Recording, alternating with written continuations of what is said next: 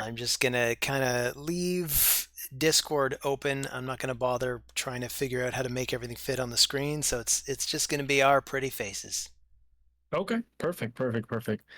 Um, all right, so I'm gonna pull up. I have a tier maker that I have over here. Let me show. I'm gonna share my screen and just show it to you real quick, so we're kind of on the same page here.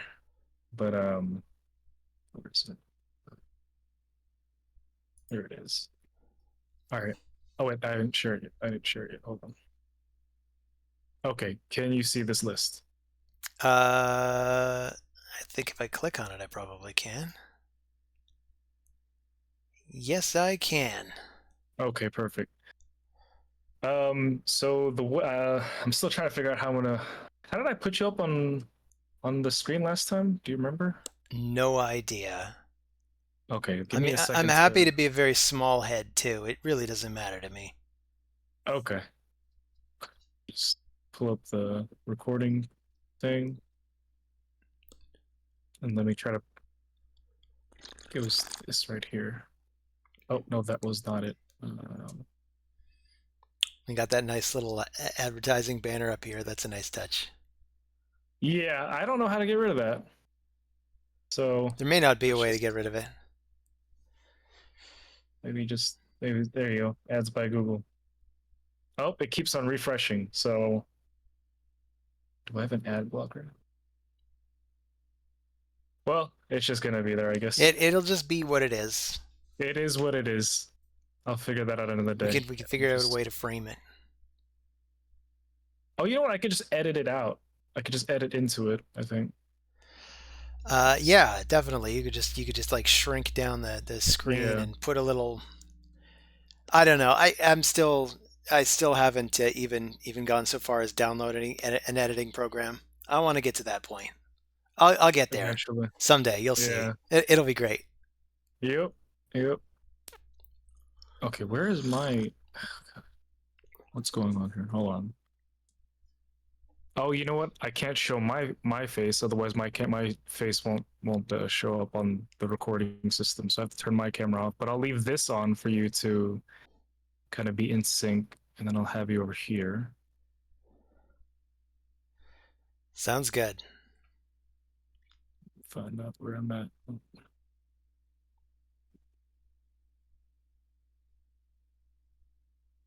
1 second to get this all set up. Just take your time. I'm gonna fight the Iron Twins. That's what I'm gonna do. I gotta remember to do that. Except I'm using all my energy on this champ training tournament, dude. Freaking this morning I was like at 30K, right? But I'm like progressive. I'm just naturally using whatever energy I have to Yeah. push. I went to work this morning, and out of nowhere, this guy pops out like 30K. And so I was like, oh shit. So then I start grinding it out. And so now I'm at like 62, but he's at 38 and climbing. Oh my So he's God. gonna try. Yeah. My Real condolences, world. man. Yeah, we'll see. I We'll don't see. think I've ever gone higher than about. I think one I went from like 21K to 28K in like 10 or 15 minutes at the very end because somebody just came in and immediately started dropping huge numbers of points. So Yeah. I six starred like eight different units because I panicked and I did not mean to build these eight 6 stars, but then I had them Yeah. and I think I still don't have the masteries for all of them. I mean, that's And kind of how and this this was specific thing is. this was maybe months ago. Which was it for Chris? Are you talking about a champion training for first place? Yeah, it was champion training for first place. It wasn't even one of the big ones. Hence why I was able to Mm, win with something like 28,000 points. The last time the Krisk tournament, mhm. um, the one that the one that famously Hell Hades just looked progressively worse and worse throughout the week on his Yeah. video.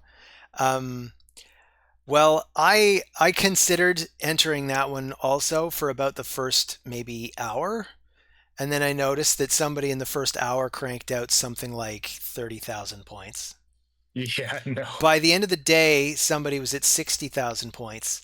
And the funny thing is, whoever it is that got to that top score, the next time I checked and there was a bigger top score, it was someone else that just blew straight past them with an even bigger number. It's like It's being in the yeah. jungle and like a bigger Yep. creature comes along and like you got a piranha comes and eats the little trilobite and then a Yeah. and then an anglerfish eats the piranha and then a little baby shark comes and eats the anglerfish, and then a killer whale comes and eats that. Yep. There's always a bigger Then fish. a squid comes and eats that. Then a great white shark comes and eats that. Then a blue whale comes and eats that. Then the motherfucking kraken from like the era Yep. of the Titans shows up. Then the Loch Ness Exactly. monster shows up. Then a bunch of space aliens with like a Death Star shows up. You know, It's yeah. I mean it never really it's this is exactly this is we're all, at least not you specifically, but me and everybody else trying to get for the top thing is part of the player's plan. yeah, I don't. I even if I went for the archer, I don't even know when I'd get around to building her. But I think I just straight up don't want her. Why not? Oh, I just like I don't. It's not like a like oh I hate her. It's just I don't want her. Like I don't Oh, you don't care for I, her. I Yeah, don't I have a feel you. big I don't have like a big driving force to push me towards her. I have the other four, Yeah, but what's that? she does look like she might be the goat when it comes to Hydra, but part of it is that I have not been able to bring myself to build Hydra. Like I got a Krisk recently, and I still don't have him in a Hydra team. I just can't bring myself to build a Hydra team. I don't Mm, I don't want to. I don't feel like it. I don't want to do the work today. I don't want to do the work today. I don't want to do the work yeah. today. You know how it is. Let me see how I can fix this because now I realized that I can zoom in. Oh, that's nice. Yeah. Yeah, I think Be this better would if be a people lot can better. actually see it. There you go. A little bit out. Wish there was a very like a specific. I think that's pretty good. And let me put you back. Put you over here. I think. Let's see. For my amusement, I'm gonna look at the tournaments. I'm gonna see what they're like now. So there's one day, 8 hours left in my bracket. Yeah, same here. 1 day, 8 hours left. Top guy right now is somebody named Screw Brero. He's up at 40K. Damn. It's just crazy that we live in a. Someone's gonna. I don't feel safe up here. I'm at 64K. I think I don't feel safe. Like I've Yeah, got a 30K lead. I don't feel safe. the Krisk one. The guy that won in my bracket, I think he ended with 240K or something like Dear that. God. It was just nuts. He was on the like he was on the world top 100 leaderboard. Hmm. That's crazy. Yeah, I actually checked the leaderboards this morning, and yeah, a lot of people were over 100K easy. So I don't know. We'll see where the last day is usually the biggest push, and I intend to be awake for the entire thing of it. I'm gonna keep pushing. That's gonna be Not gonna nasty. stop. Yeah, we'll see. Okay. Oh wow, there is somebody Do up at you 220 already. right now? Yep. Oh my God. You're. I'm gonna assume you're pretty familiar with all these pieces of these gear sets, right? Probably most of them. There might be a couple of them that I like don't even have a piece of yet because it was one of those uh the forge what do they even call it? The forge The pass, right? Yeah, the Forge Pass sets like bolster and Yeah, so I, resilience. d- I did actually get around to building some bolster sets, but I didn't build any Rathalos pieces, although I am Mhm. vaguely aware of how Rathalos set works. Okay. But In fact, I think I should pull up. I'm not What going do to you call call myself an expert on absolutely every set, but I can have like a snap judgment on what I think, and then it? we That's could probably all I need. And then we can like argue about whether it's S or A or B, and then ultimately you can decide, well, screw you, Gavin. It's my board. I'm putting it in A. Nah, nah. No, I recorded. It took me like an hour and a half or something like that last night to record it all by myself, and then I woke up this morning and I was like, you know what? I don't trust that my opinion is going to be enough to be best judgment. So I was like, okay, who else do I know? Normally I collab with Beanie, but I can't really not trust Beanie, but Beanie's still getting experience. Yeah, I'm getting So I his was just like, legs. okay, well, Yeah, I get yeah, it. he's getting his legs. So I was like, well, I think Gavin's the next best thing I can go Yeah, for. So that's that's why I me. hit I'm you up. I'm the next best thing. Yep. Well, I mean, not like that. You know what I mean? I know what you mean. I know what you mean, Jelly Bean. Okay. All right. I do have my another instance of raid up in case we need to look at specific gear pieces. Because for example, like the Stone Skin Merciless Supersonic set, they have very specific um like Set boosts. bonuses, yeah, Yeah, per set per bonuses. So per I'm piece. just gonna pull them up. Yeah, per piece. That is very cool. Yeah. Those are probably like just right off the bat. I'm thinking of basically all of the per set bonus pieces. Those are probably all Mm-hmm. S. Probably all of them. Yeah, maybe. I haven't actually looked at Merciless and Supersonic too well. And yeah, I mean we'll get around to all of it, and I guess we can have an open discussion about it. That's Yeah. kind of the point Yeah, let me know of this. whenever you're recording. I'm actually just recording this whole thing. I am Oh, okay. I am 80% sure that this is never going to see the light of day or anything. I'm just going to record it in case I get around to doing something, but I assume you're going to make the video. I'm Yeah. I'm happy enough to just help you do your video. Thank you, thank you, thank you. Like, yeah, definitely record, and if you get around to it, you get around to it. You could just like straight upload it too, without editing or anything. But yeah. All right, I'm gonna hit record now, and we're gonna go ahead and start. And here we go. Hey guys, how's it going? A lot of people have been asking me for a gear tier list, and so today we are gathered here, and I brought Gavin, Sir Gavin Masters Raid. Gavin, say what's up, please. What's up, everyone? Yeah, so I needed another pair of eyes for me to do this gear list because I can't trust myself to do it by myself. So I wanted someone else who is a quote unquote veteran of Raid. And you were the first person that I could think of who has the experience, who probably can give a good snap judgment of all of these gear sets. There's quite a bit. So I wanted to open up this discussion and go back and forth with you. And then with you, decide where we would place each of these gear sets together. So yeah, if you guys aren't following Gavin, he does a lot of content both end game and for beginners. So go ahead and drop a follow, drop a like, drop a subscription towards him. Good vibes over there. Yep, thanks. Appreciate it. All right, let's go ahead and start this off. In no particular order, we're just gonna whatever I lay my eyes on. That's what we're gonna go ahead and talk about. And right now, I'm looking at Toxic. The Toxic set gives the wearer a chance to place a 2.5%, that's a baby version of poison. It's a four-piece set. Gavin, can you give me your thoughts on this initially? Yeah, so there are maybe two places in the game that I use the toxic set.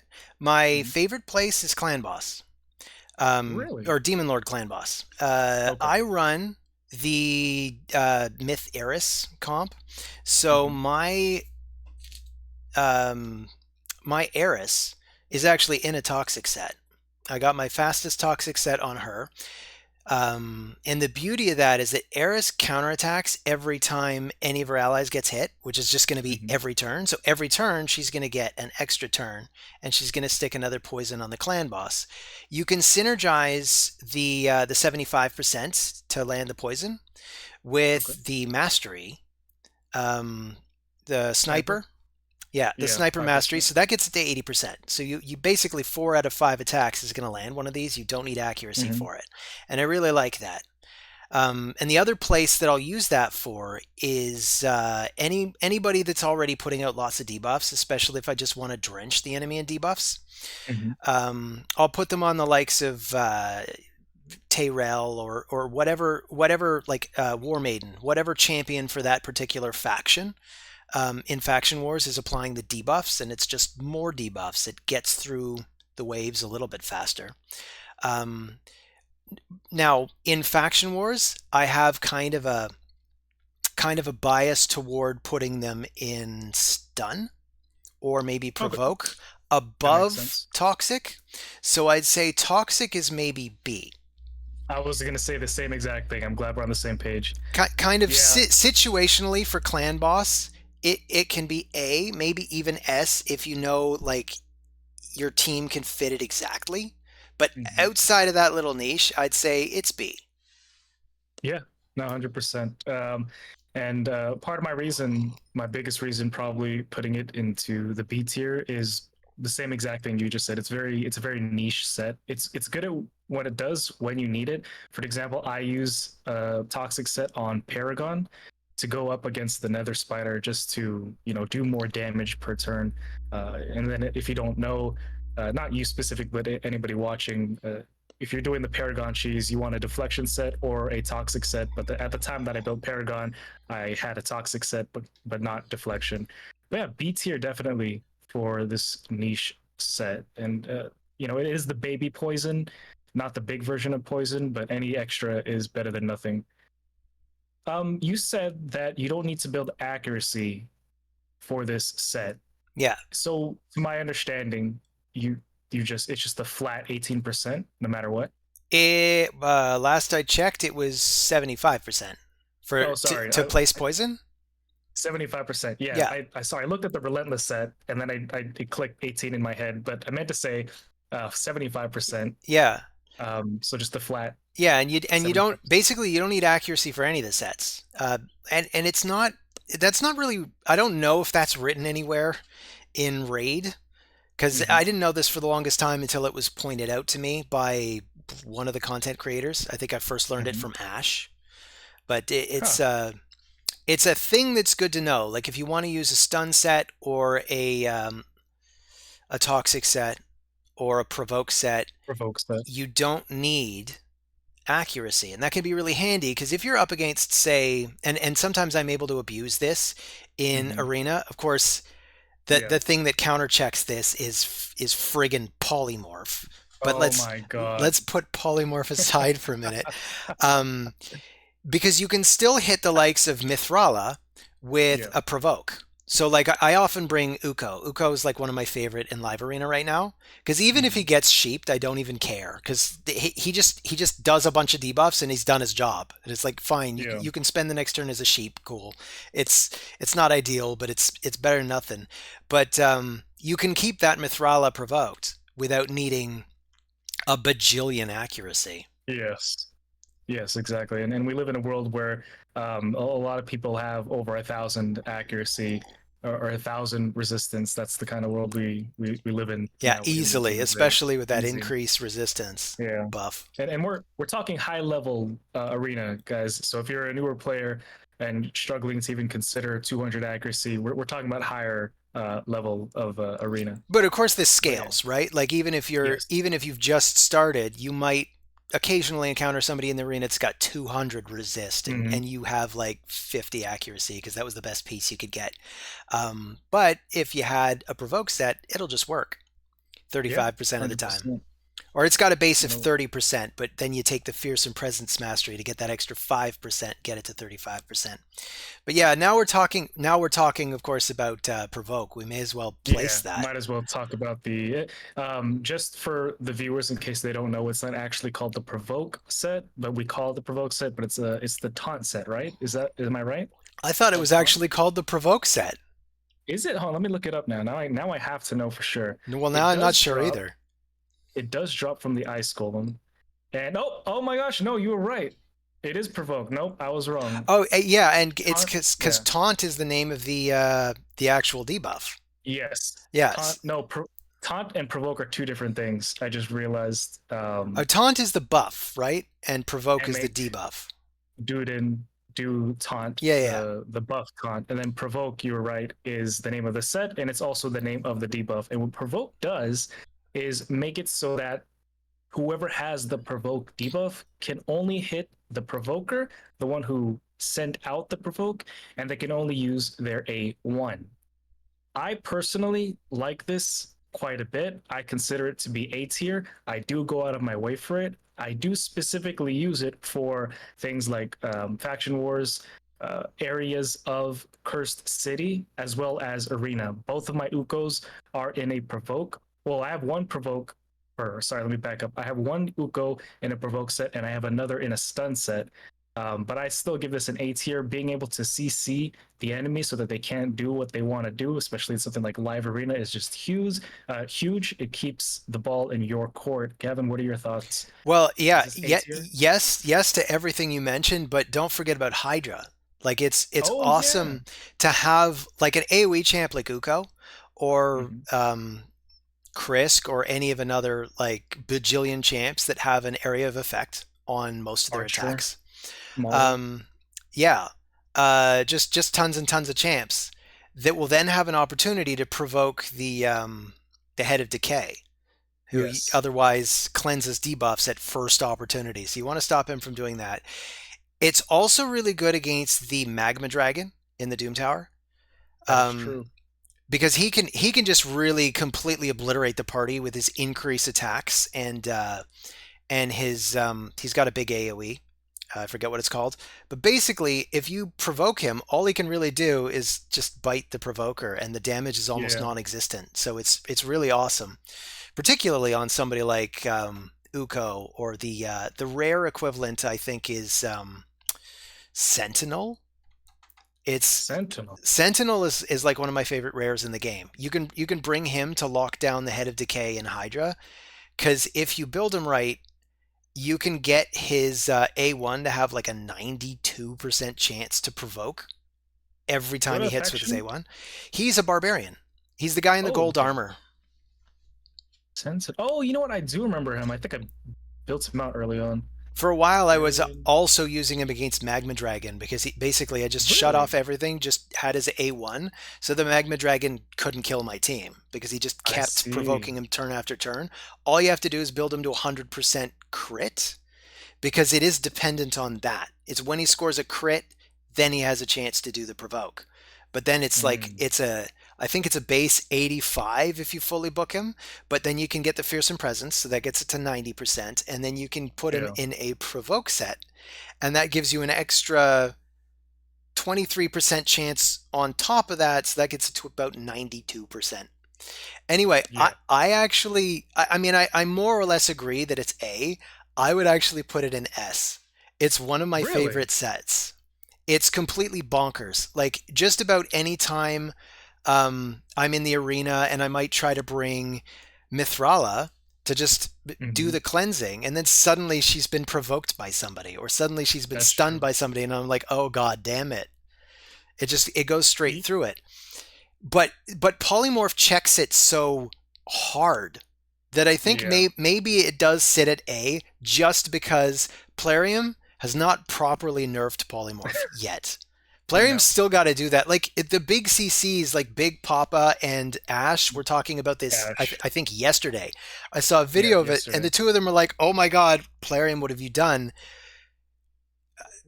Polymorph is now more common because now people don't Hmm. give a shit about like the debuffs or the stats anymore, right? Like it used to be that it was Yep. a big buff to defense, but now you just buff everything. So now polymorph was already the best thing for arena, so now it's just on everything, and it makes me sick. It really pisses me off. It's making me hate the game. Yeah, one thing that Ash and Big Pop talked about was, or specifically Big Papa said this. He was like, it sucks when you build a really good team and you set it up and you're like, this is perfect. I got the synergy. They're all built correctly. I'm ready. I'm excited to bring this into PvP and try it out. And then you get sheeped. Random bullshit, just everywhere. Exactly. You just get fucked by RNG. You get And you that's get just, you get sheeped, and you're sheeped for like 6 weeks. yeah. It just And lasts I'd forever. even, I think intuitively I noticed this, but when I'm sheeped, my speed drops significantly. It feels like it takes forever to take a turn. But it was Yeah. confirmed when Ash told us that our speed when we're in sheep form drops all the way down to 150. Yeah. That's terrible. And especially if you get the RNG on top of that to get two turns of polymorph, it's terrible. Yep. It's such And a then you come I don't know. back at 50% health. Then you come back at 50% health. Exactly. But the upside is anytime I sheep an opponent with my team where I'm using Fenax. This is a fun thing for Fenax users out there. Fenax can Mhm. attack a sheep and just completely kill them. Because what he's doing Really? is he's getting a second shot, right? Because he hits the sheep form, and then he gets a second hit. But because they're already at 50% health when they revert, they're just completely killed. They revert, they're at half health, they have no buffs protecting them, they just die. Wow. I probably need to go ahead and build myself I Fenax because friggin' love Fenax. He's busted, and like Plarium, Fenax A plus, no notes. Please do not nerf. I exactly, yeah. I love that champion so much. Um, Plarium, if you nerf Fenax, I quit. That's it. He's we're seriously my done. best snooker at this point. Like I want to get back into doing more live arena videos. I haven't done one in like a month, other than the one that I did for the best start guide. Yeah. I've created a new team, and like Fenax is in almost every Mhm. team. It's usually Fenax and Rotos are like my two go-to nukers. Oh yeah. I especially Rotos for sure. But you make me want to build out Fenex and put him to work You to must. go around and slay everything. He's amazing. I just got him like the 6 star blessing. So now he's Nice. just bonkers. It took forever. Now Like I he's had to do it the slow way through the shop, but I got him to 6 stars. gotcha. Yeah, I'm doing that for Rotos right now. I almost have 300. I almost have 300 silver essences. I'm Wow. waiting for that 4 star Rotos to pop up, or the 4 star blessing to You know, pop up. It's taking a while. mine's just at 2, which I think it's just gonna stay there unless I I get mean, really lucky. yeah, yeah. I mean, that's just how it kind of is. The inverse of provoke. Can we talk about stun set? What do you think about stun set? I friggin' love stun.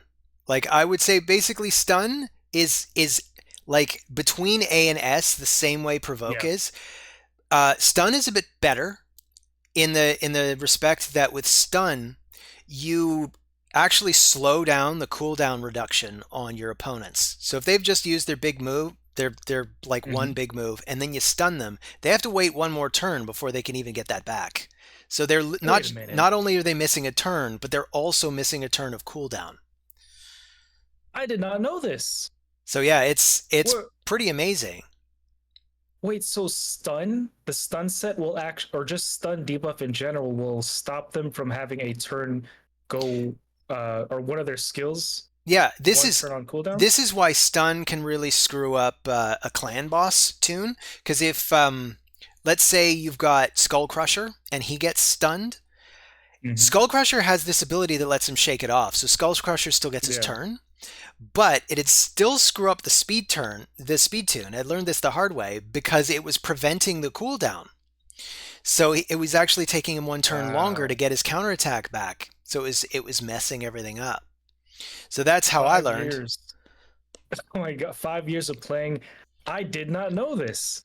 I did not know this, guys. 5 years of playing. I didn't know the stun set did that, or just stuns in general did that. I thought you were just stunned and couldn't do anything. I had no idea it affected your actual skill cooldown turn count. You know what? That's insane. You know what? And it's not just because of that. But that said, I would put stun straight up into S. Oh yeah, Um, 100%. Now that I know this. because it's less likely to proc than provoke. Provoke is almost as useful, but once you get into the Doom Tower, and it's Mhm. because of Doom Tower that I want to place it at S. Stun is the only way I can get through those Doom Tower secret rooms with like War Maiden and Elhain, Galek, Yeah, and the other starters, and like the small handful of other champions you could bring. Like Banshee is awesome in a stun set. Bellower, yeah, um, Roughstone, and a couple other champions that just have an AOE on their A1. Abyssal, there's another really hmm good one. Um, or is that deep heart? Also had yeah, somebody I used in a stun set for I think the 11th secret room on one of the rotations. yeah, totes. Kurzad Deepheart is like the next best thing to somebody that gets it all the time because he's got Yeah. two AOEs and they're both on a 3 turn cooldown. Hmm. Um, yeah. So it's really the only way I can get through those secret rooms. Um, in some cases, it's the only way I can get through stages of Cintranos. Yeah. And and it really messes up opposing teams in the arena. Oh yeah. It's super fun to put Skull Crown in a stun set. So skull like my Skull Crown is in a stun set, even though I'd probably get a little more damage out of putting her in something like Savage or Savage. something. Yeah, Yeah. but I put her in a stun because she's got just enough damage to be my campaign farmer. So she's still like Yeah. one-shotting things in the campaign waves. She's pretty powerful in the arena, but it's just in case something's a little too tanky. You've now also got that chance to stun them, which is just F you. You don't get to go this turn anyway. I don't care if you're still alive. Yeah, Get out of that's here. massive. Let's go ahead and move it on forward to another CC gear set. Let's talk about Frost and then Frostbite. Oh yeah. So let me pull up Frost on the screen here. So the Frost set drops from the dragon. And what the Frost set does, it's a four-piece set with a 20% chance of placing freeze for one turn on the attacker. So if you have somebody wearing a free set and they get attacked by somebody 1 out of 5 times or something like that, the person attacking you is going to get frozen. Personally, my thoughts on this are it's very niche. I wouldn't really go out of my way to one, farm a free set or a frost set, and then two, I don't think I would go out of my way to really build somebody in a frost set. Like it could be something fun to do, but it's not something I'd be like, oh my god, get out there and go do this. So for that, I would personally put this at this frost set over at C. What do you think, Yeah, Gavin? that's a fair point. I was going to say B or C. It can be Mhm. fun to have it proc, but really the better version is Frostbite. Yeah, I was going to say that too. So let's go ahead and throw that in there. I think we've pretty much hit all the points for that. Yeah. Now, the Frostbite set has a little bit. It's in the forge. You get it from the forge here, and what it does is it gives a 15% chance to block freeze debuffs, and then a 10% chance to place freeze on the attacker. Did you want to go ahead and give me your insight on this? I don't actually use Yeah. Frostbite. I actually do use Frostbite.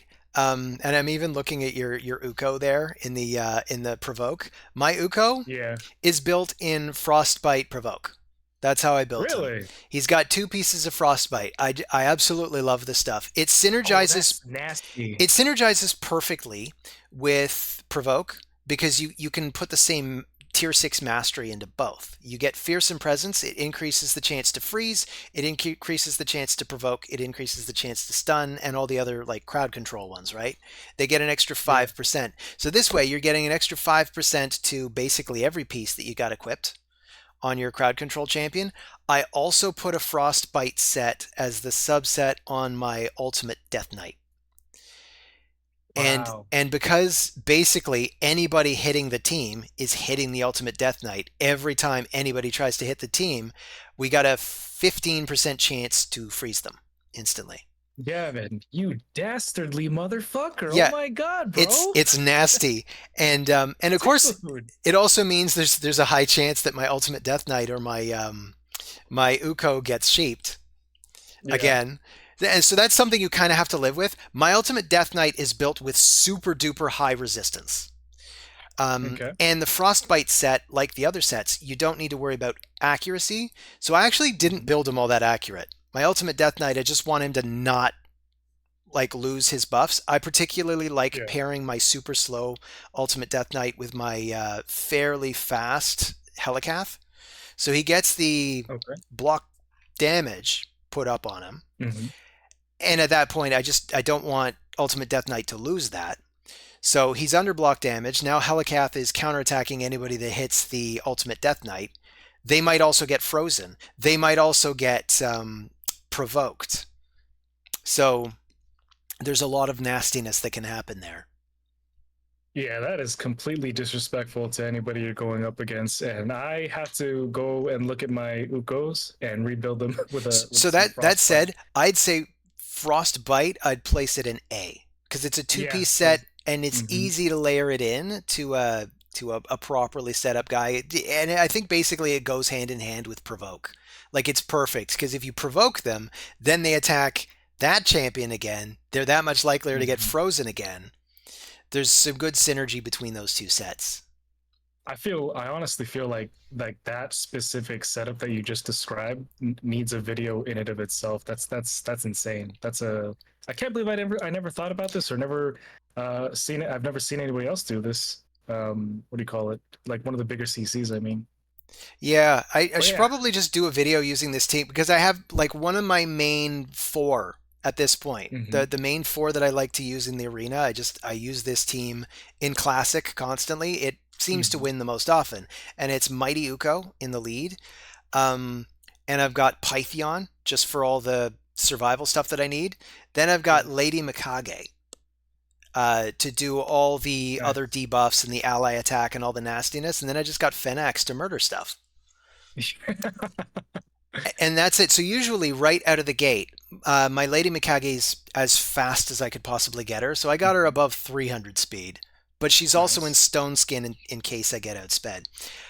So she'll do an ally attack, and I'll usually target the Sun Wukong first. So he's just Okay. gone at that point. You just Yeah. eliminate Sun Wukong, F off. You're not going to keep getting up throughout the fight. That's not the This way this is going his to go.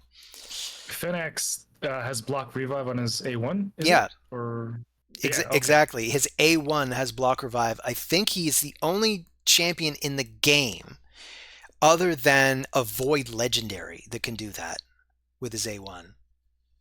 Who's the Void Legendary? Inithwi Blood Twin. Oh yeah, He could yeah, do it yeah. with Last whatever one. move he does, right? Because of his Yeah, passive.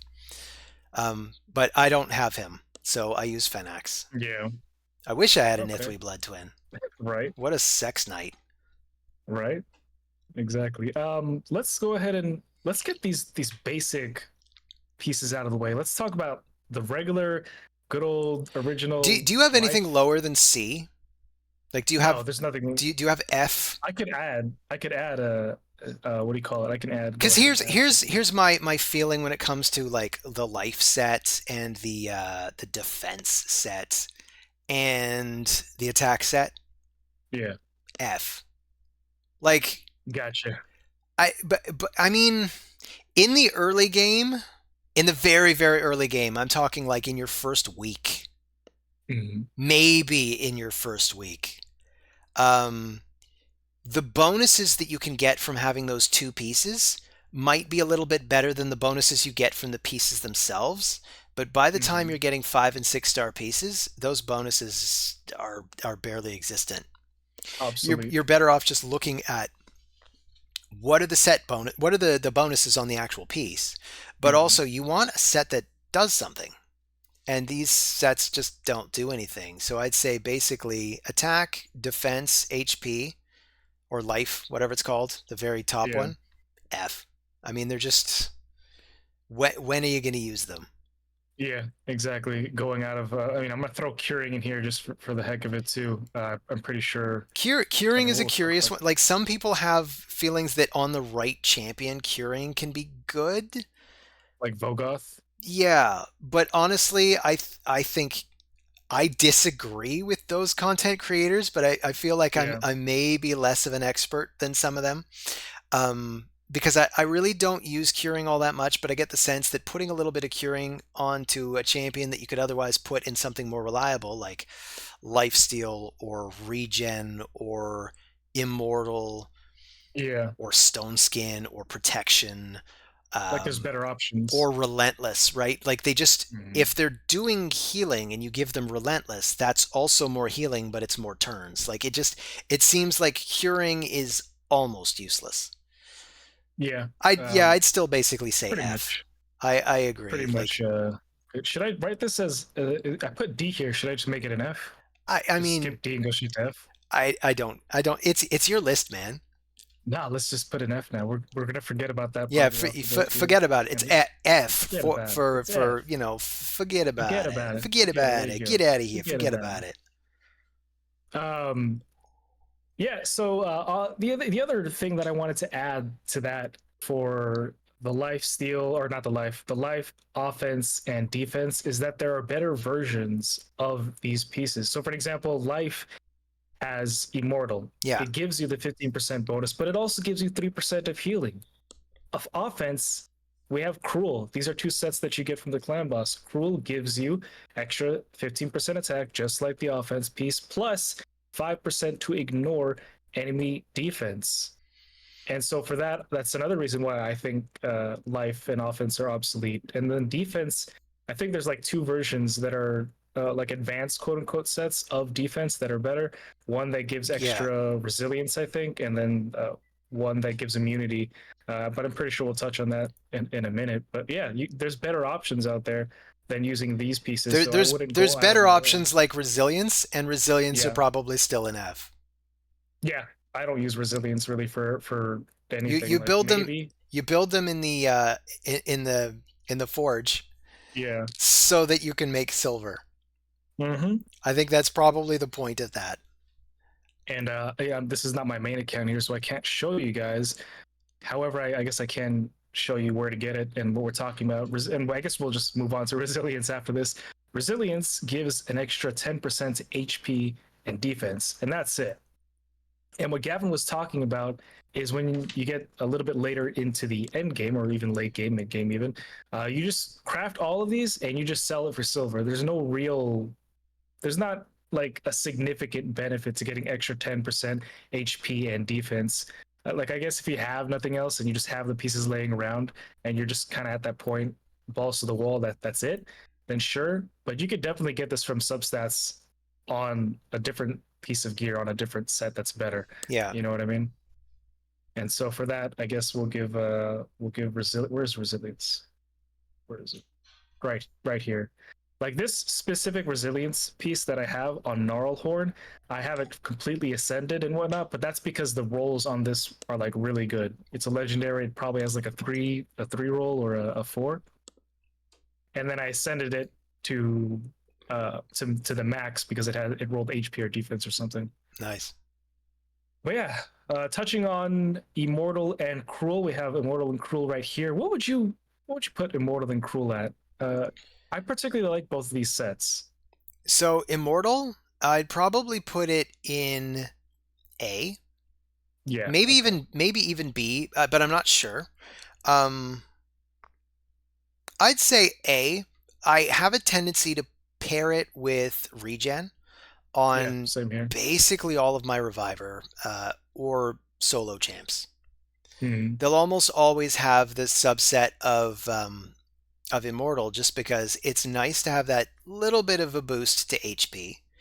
Hmm. Um, it's still only a small one, but it's pretty substantial if they have a high base HP anyway. But Yeah. also that extra 3% regen, it really adds up because it means It instead does. of getting the 15%, you're getting an 18%.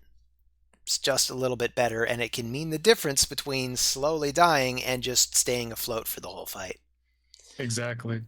I was gonna say A tier just as well because I do pair my immortal sets onto champions that have either bolster, guardian, or regen, just like you mentioned.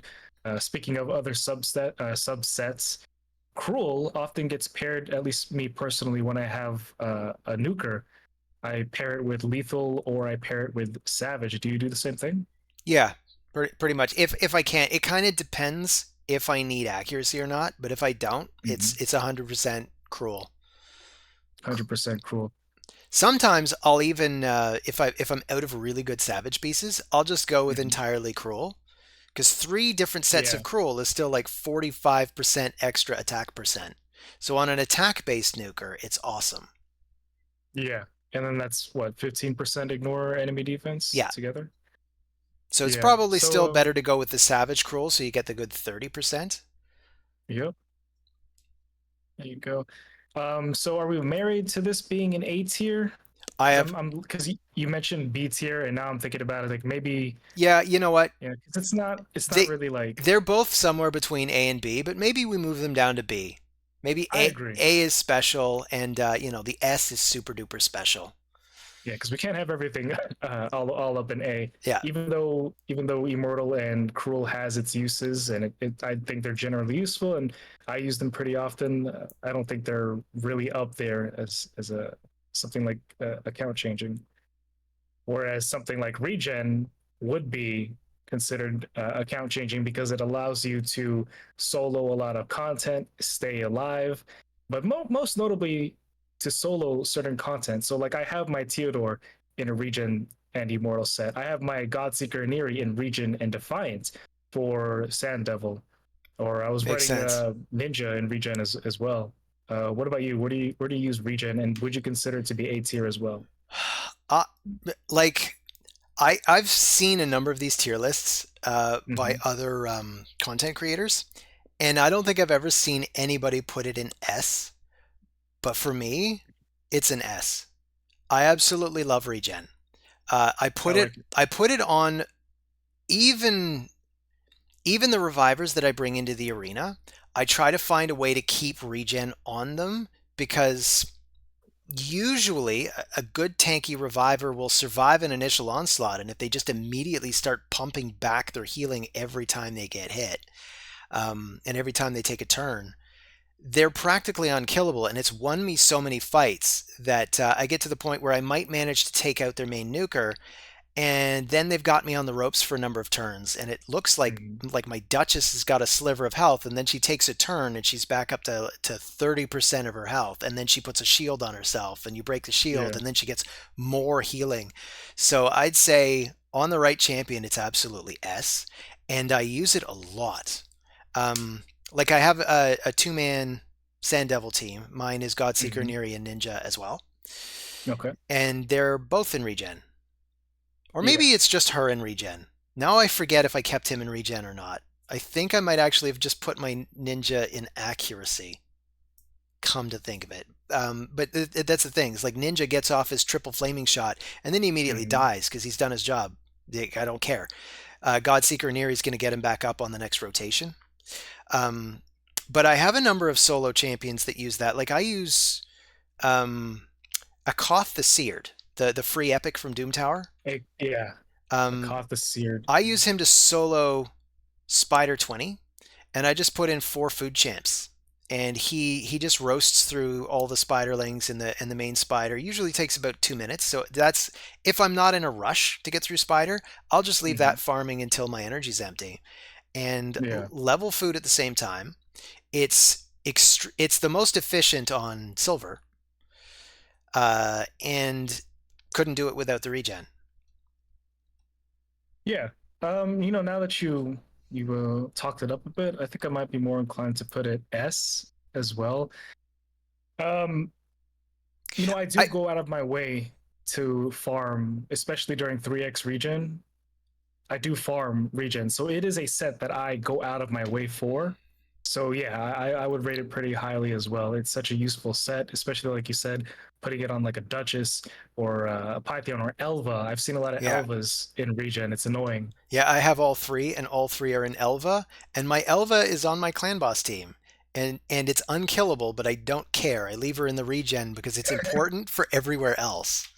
Yeah, So she's especially in arena. she's like a weird build because my Elva really isn't built for arena. So she's Mhm. kind of like she's got brimstone for extra damage against the clan boss, but then I have a Yeah. tendency to use her as a support unit in places. But then it comes in handy if I'm fighting like the Lunar Archon bastard, and I need extra Oh my damage. god. So it's nice Yeah. to have a champion that can survive, but still get those brimstone procs. Yeah. I Let's talk about. Yeah, Oh, go we've ahead. we've What was talked this? it to death. Points been made. S. Everyone in chat is like, we get it, we get it, we get We get it. You guys what, you love it so much. Why don't you marry it? it.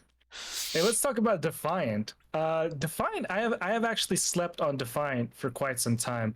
It wasn't until I watched Saf do a video on Sand Devil where he talked about something called effective max HP. Yeah, And this is where the Defiant set comes into play. So the Defiant set, let me just show you guys, the viewers, where you get the Defiant set. You get it from Farming Doom Tower, and you go to the Forge, and you get it right here. And what it does is give you, and oh, I just moved it out. it gives you an extra 10% of defense. Again, a better version of defense, but it is late end game. And then minus 15% damage taken from AoE attacks. And 15% damage mitigation from an AoE, which a lot of the bosses, if not pretty much all of them, do, is pretty huge. So I actually do prefer to use Defiant Set over Immortal in places like the Sand Devil or even going up against the Ice Golem. Personally, I consider this to be A tier gear just because it's so great for survivability and it's a subset piece. The reason I don't put it higher is that it's just not really something that it's not the easiest thing to farm, and it's going to be a while before anybody gets to Yeah. farm up Defiant. I still don't have a lot of good Defiant pieces. I think I've only got one champion in Defiant, and I think it's Staltus Dragonbane, so that he Oh, isn't that's a good one. so that he isn't outright killed by Hard Dragon 10. Yeah, Because he's like the perfect champ for Hard Dragon 10. You just have to survive, and any poisons he mm-hmm. tries to place on him just end up on the dragon instead. Yeah, Um, it's kind of niche. It's a subset. I'd place it at B for kind of the same logic as the other two subsets that we placed in B, the mm-hmm. Immortal and the Cruel. Just because it's kind of a niche set that you want to pair with something else. But I could see it being justified in A as well. But I It's a good personally point. would place it at B. Okay. Yeah, no, that makes sense if we're following the logic. It's a subset. But I mean, we also have Frostbite as a subset pair for other sets as well. I'm gonna Yeah, go ahead and leave but it I at have a A bias. personally. Yeah, Since I yeah, sounds fair. I do have a bias just because I obviously use Yeah, Define and in that's my fair. You comp use score. it more, so that Yeah, makes sense. yeah. But yeah, no, that was a good point. Let's go ahead and talk about this deflection set right here. What the deflection set does is, and it's over here, up here in the forge, is in that it gives plus 20% HP and defense, and then 25% chance to deflect one debuff onto the attacker, whoever attacks you. I think this is it's niche for me. I think I've only ever used it once on one champion, and that's Paragon on my alt account. On one of my alt accounts, I gave it away. But I had Paragon doing Nether Spider, and I had a deflection set. So anytime the spider would place poisons or the poison sensitivity, oftentimes it would get reflected back onto the spider. But that's the only place I've ever used the deflection set on. I'd probably give it a C tier, to be honest. Yeah, same. I have used it once on my main account, and that was a while back when I was still when I was using a really healy tanky team to try to survive Mm-hmm. against Bommel. And I'd have I think it was Master Butcher was in a deflection set. So Huh. he'd like Master Butcher is one of those Master Butcher's perfect because he can actually reflect all of the damage that he takes in healing to the rest of the party as long as he's taking damage not from a boss. And when those little bomblets that Bommel drops go off, those aren't bosses. They're minions. So it like his passive counts. So that's why he was on the Oh, team. And so that this was like the only place I used Master Butcher. Actually, I've come up with a bunch of uses for Master Butcher. He's another one of my favorite rares. wow. He's like I he's haven't another seen one this of guy those before. those god among rares.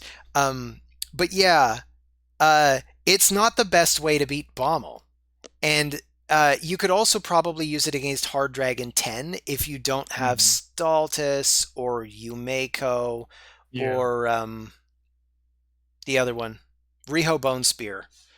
If you have Huh. any one of those three, you can basically just use that champion to reflect all of the debuffs back on the dragon. If you have any two, that dragon will be dead like almost instantaneously. It's Yeah. ridiculous how fast it works, and deflection is just the poor man's version of that. And it's nowhere near as good because it's like 25% and it's one debuff. That It's sucks. one debuff exactly. Yeah, that my hard 10 dragon team is actually Yumiko. She places the hex, it gets reflected. So yeah, and then I have Theodore. to blow up the poisons, and it like the fastest time I've got on my hard 10 team was like 38 seconds. Yeah, it is That's way crazy how faster than fast it what I've goes. got. I think I'm doing it in a minute. I mean, it is what it is. It's luck of the draw, whatever. But yeah, I just wanted to speak to you talking about Yumiko for a hard 10 dragon. Yeah, verified. Just letting you guys know. So yeah, we're gonna go ahead and put deflection over at C tier, and let's go ahead. Oh, where'd you back here? And let's go ahead and get this Fury set out of the way. I've been eyeing it, been wanting to talk about it. What the Fury set does is for every, I think it's like 1 HP lost. Wait, hold on. 1 second. I think it's like 1 HP loss. Where is it? Fury. Yeah, basically your damage goes up as your health goes down, right? Yeah, So it's perfect for exactly. something like a Skull Crown or a Leorius in particular. But I have Leorius, and I put Yeah, my Leorius in Savage, or not Savage, yeah, actually Lethal, like the +1 version of Savage. Um, I mean, you need to make sure you are getting hit for that damage. So as long as you know you're going to be fighting at low health, then it can be really, really good. But that yeah. means by definition, it's niche at best. Exactly. I initially I thought about Leorius too because of his passive where he just, he gets hit and then but I mean his thing is already kind of like a built-in Fury set. I think you Yeah, already it's like a built-in Fury mentioned it. set, and it's just more consistent to put him in something that's just going to reduce damage reduction from the Yeah, foes. So I mean, yeah, it's got its niche uses.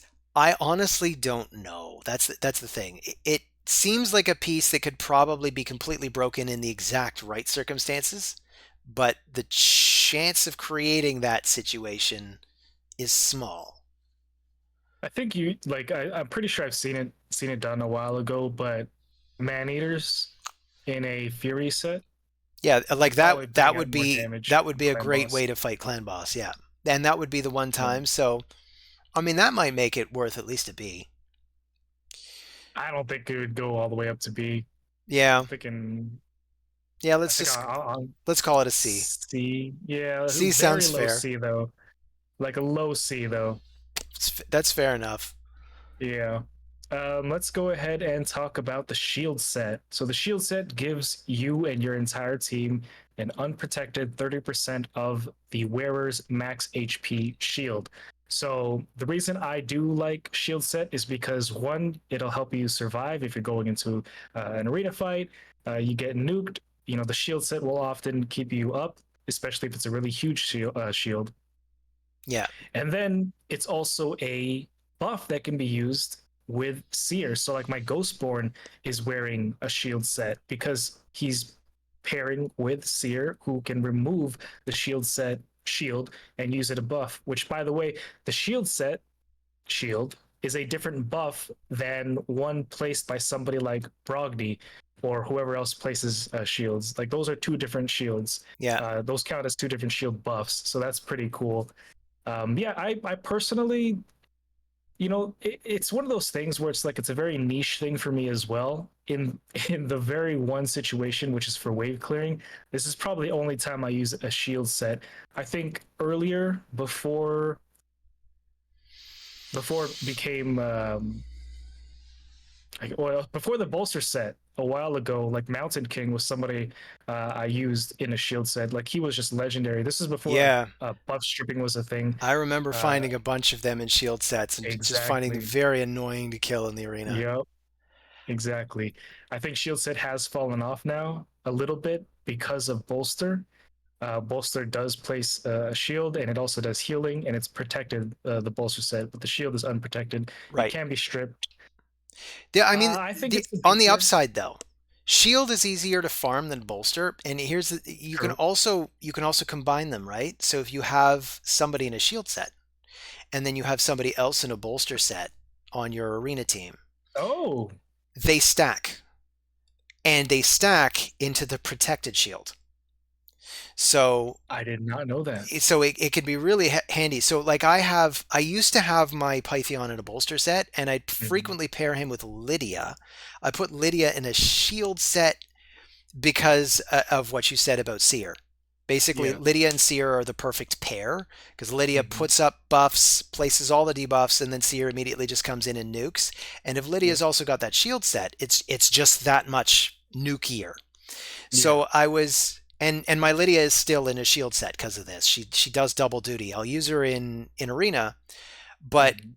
if you pair her with anybody in a bolster set, you get that boosted shield and it's all protected Exactly. because of the bolster. Nice. So like having said all that, I'd probably still place it at B, but it is definitely Yeah. B. It's like a cut above the other Yeah. stuff that you would dismiss. Exactly. Yeah, I'm glad to see we are of the same mind in that one.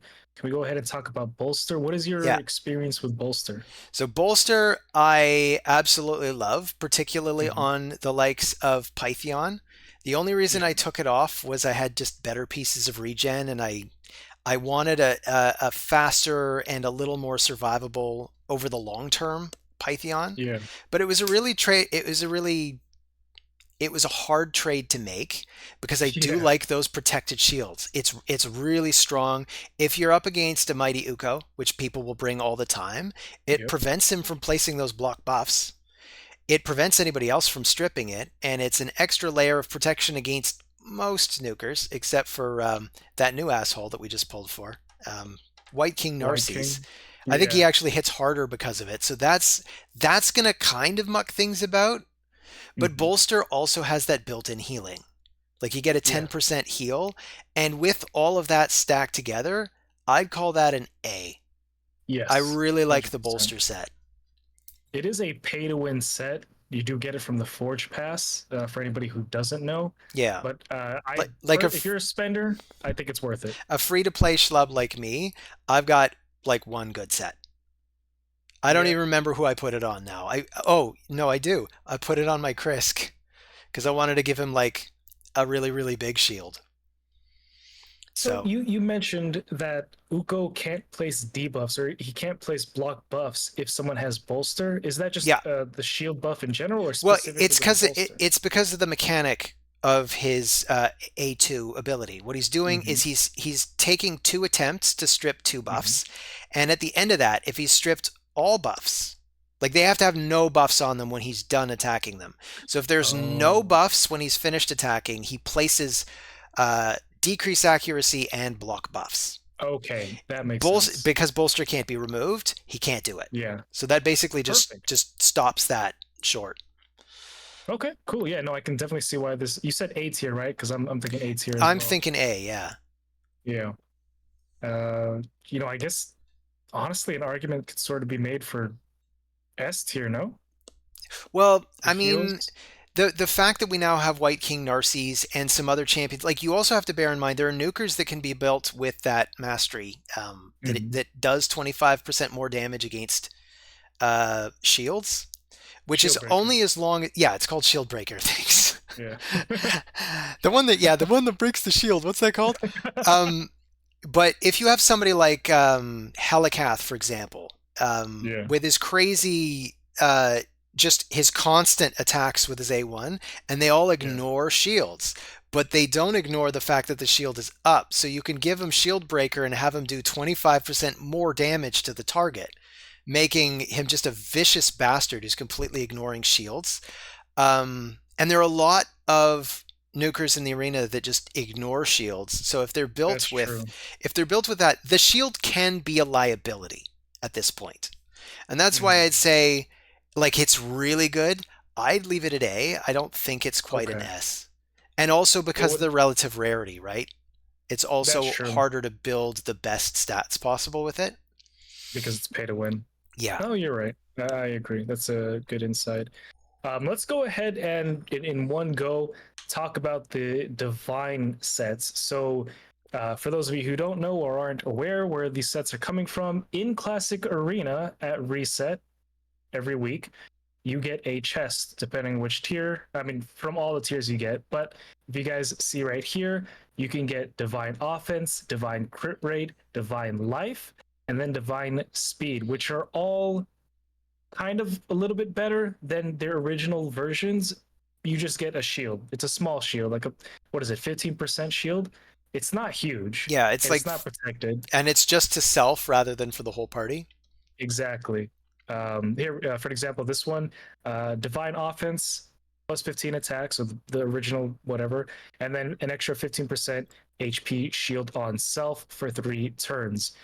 I don't actually go out of my way to keep any of these. I mostly look at what I get for rolls, and if it doesn't roll at least a triple, I usually get rid of it.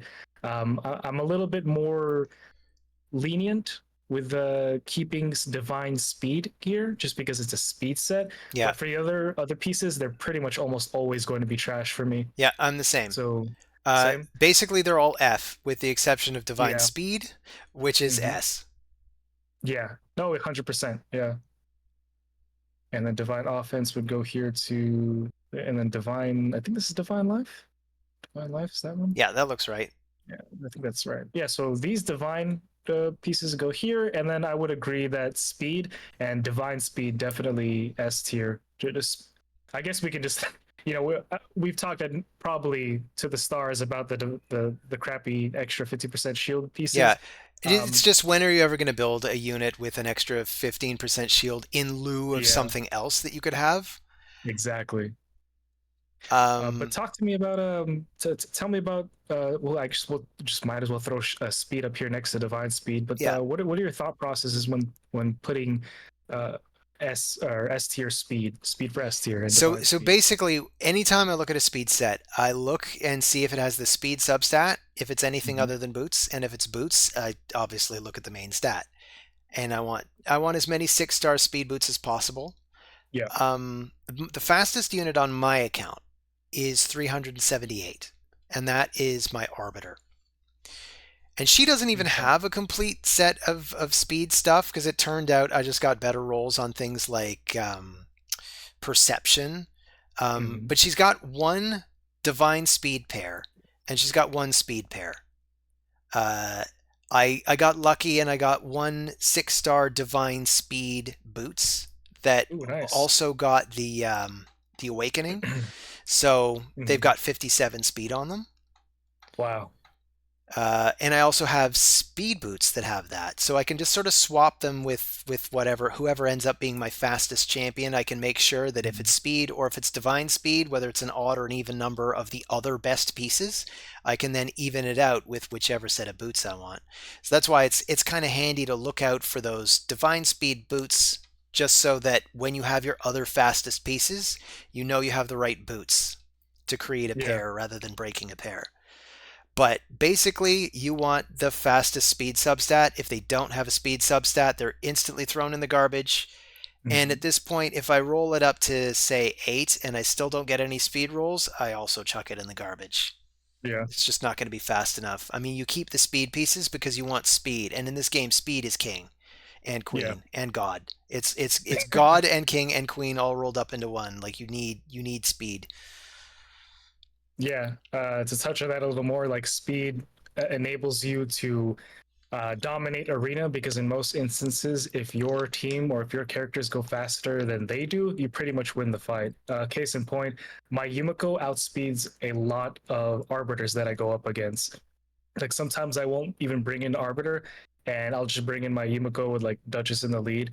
And oftentimes my Yumiko, who is going pretty fast, I can't remember the exact speed, but I do outspeed a lot of arbiters. And I keep thinking to myself, like, if they had better speed gear on and they were built proper, if they were faster, they probably would have won the fight. Yeah. In I arena, know your speed is Yumiko king. is well over 300 speed.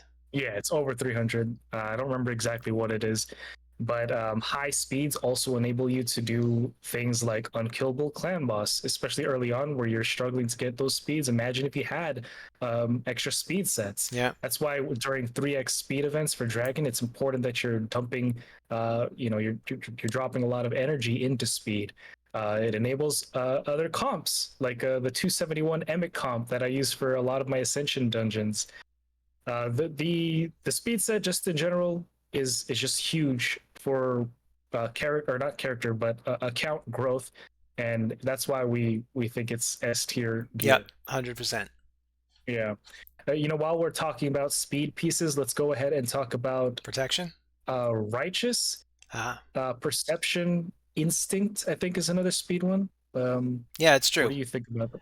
Uh, I, Let's go I, with I, righteous. I like them all. Um, Yeah.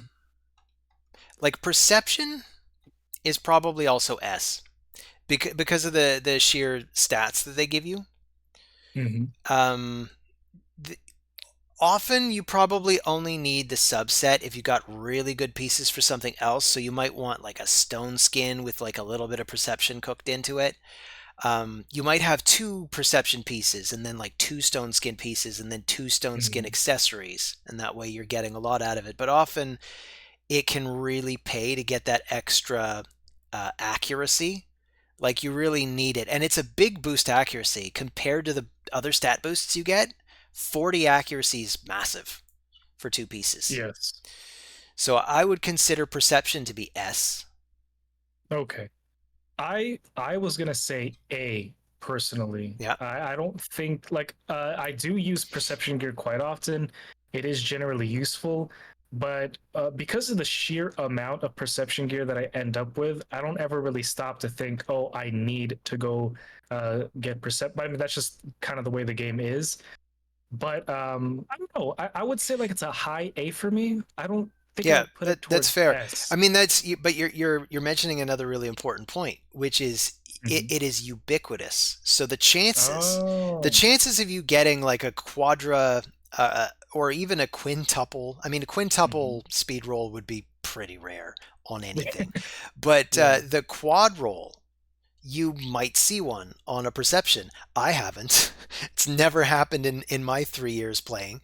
Um, I could probably count on one hand the number of quad speed pieces I have on the account, full stop, like Mhm. regardless of set. Like I think I have one from Relentless, and then I think I have maybe one from I don't know something else that isn't even a particularly useful set. Yeah. Um, But okay. but I have a bunch of triple rolls on perceptions, and that's No, why that's my true. arbiter, who's my fastest unit on my account, I used perception because it was the next best Hmm. thing, and it had these really big boosts, and it just turned out it was better to have two perception pieces than a third speed set because it was even faster, and it made arbiter's other moves more accurate, which turned out to be useful. Because I actually wanted to have at least 200 accuracy for other areas of the game, not just arena, Yeah. because I also use her in Faction Wars. I also use her in Cintranos and Hmm. there are other places she'll get used. I think I also use her in my Bommel comp. Okay. Yeah. No. No. My opinions are always malleable. I'm always open to hearing it. And yeah, that you bring up probably the best point is that it's so generally accessible to pretty much every player out there. And now that I think about it, even on my free to play beginner account that I recently started somewhat, I did roll some good perception pieces, and they have been account changing for me for the general progression in the right direction. So yeah, I think it's definitely an S tier piece of gear. So yeah, we'll go with that. What are your thoughts on instinct gear? So back up here. So instinct is it's over here in the forge. It gives you 12% to speed, just like the regular speed set, but it also gives you an ignore 20% of enemy defense. I personally love this set. It's not the easiest to get, but if you do get instinct gear, do you remember where you get instinct gear from? I think you get it from the Forge Pass. It's a forge pass. I Okay. think so. And it is a four-piece set, right? If I'm not Yes. mistaken. So um, it's a little less efficient on speed than a speed set, say. Mm, But that's a good yeah, point. you do, and it's a little less efficient on damage reduction than say Savage. yeah, a savage or a lethal set. So I'd say True. it's like it's a little bit worse than those, but it's got a bit of both. Um, I guess the You know, question is, are you ever going to need a nuker to have that little bit of extra speed on it, or would you rather have a little bit of extra damage reduction on it and then get the speed out of the stats? And that's the thing. It's a hard to come by set.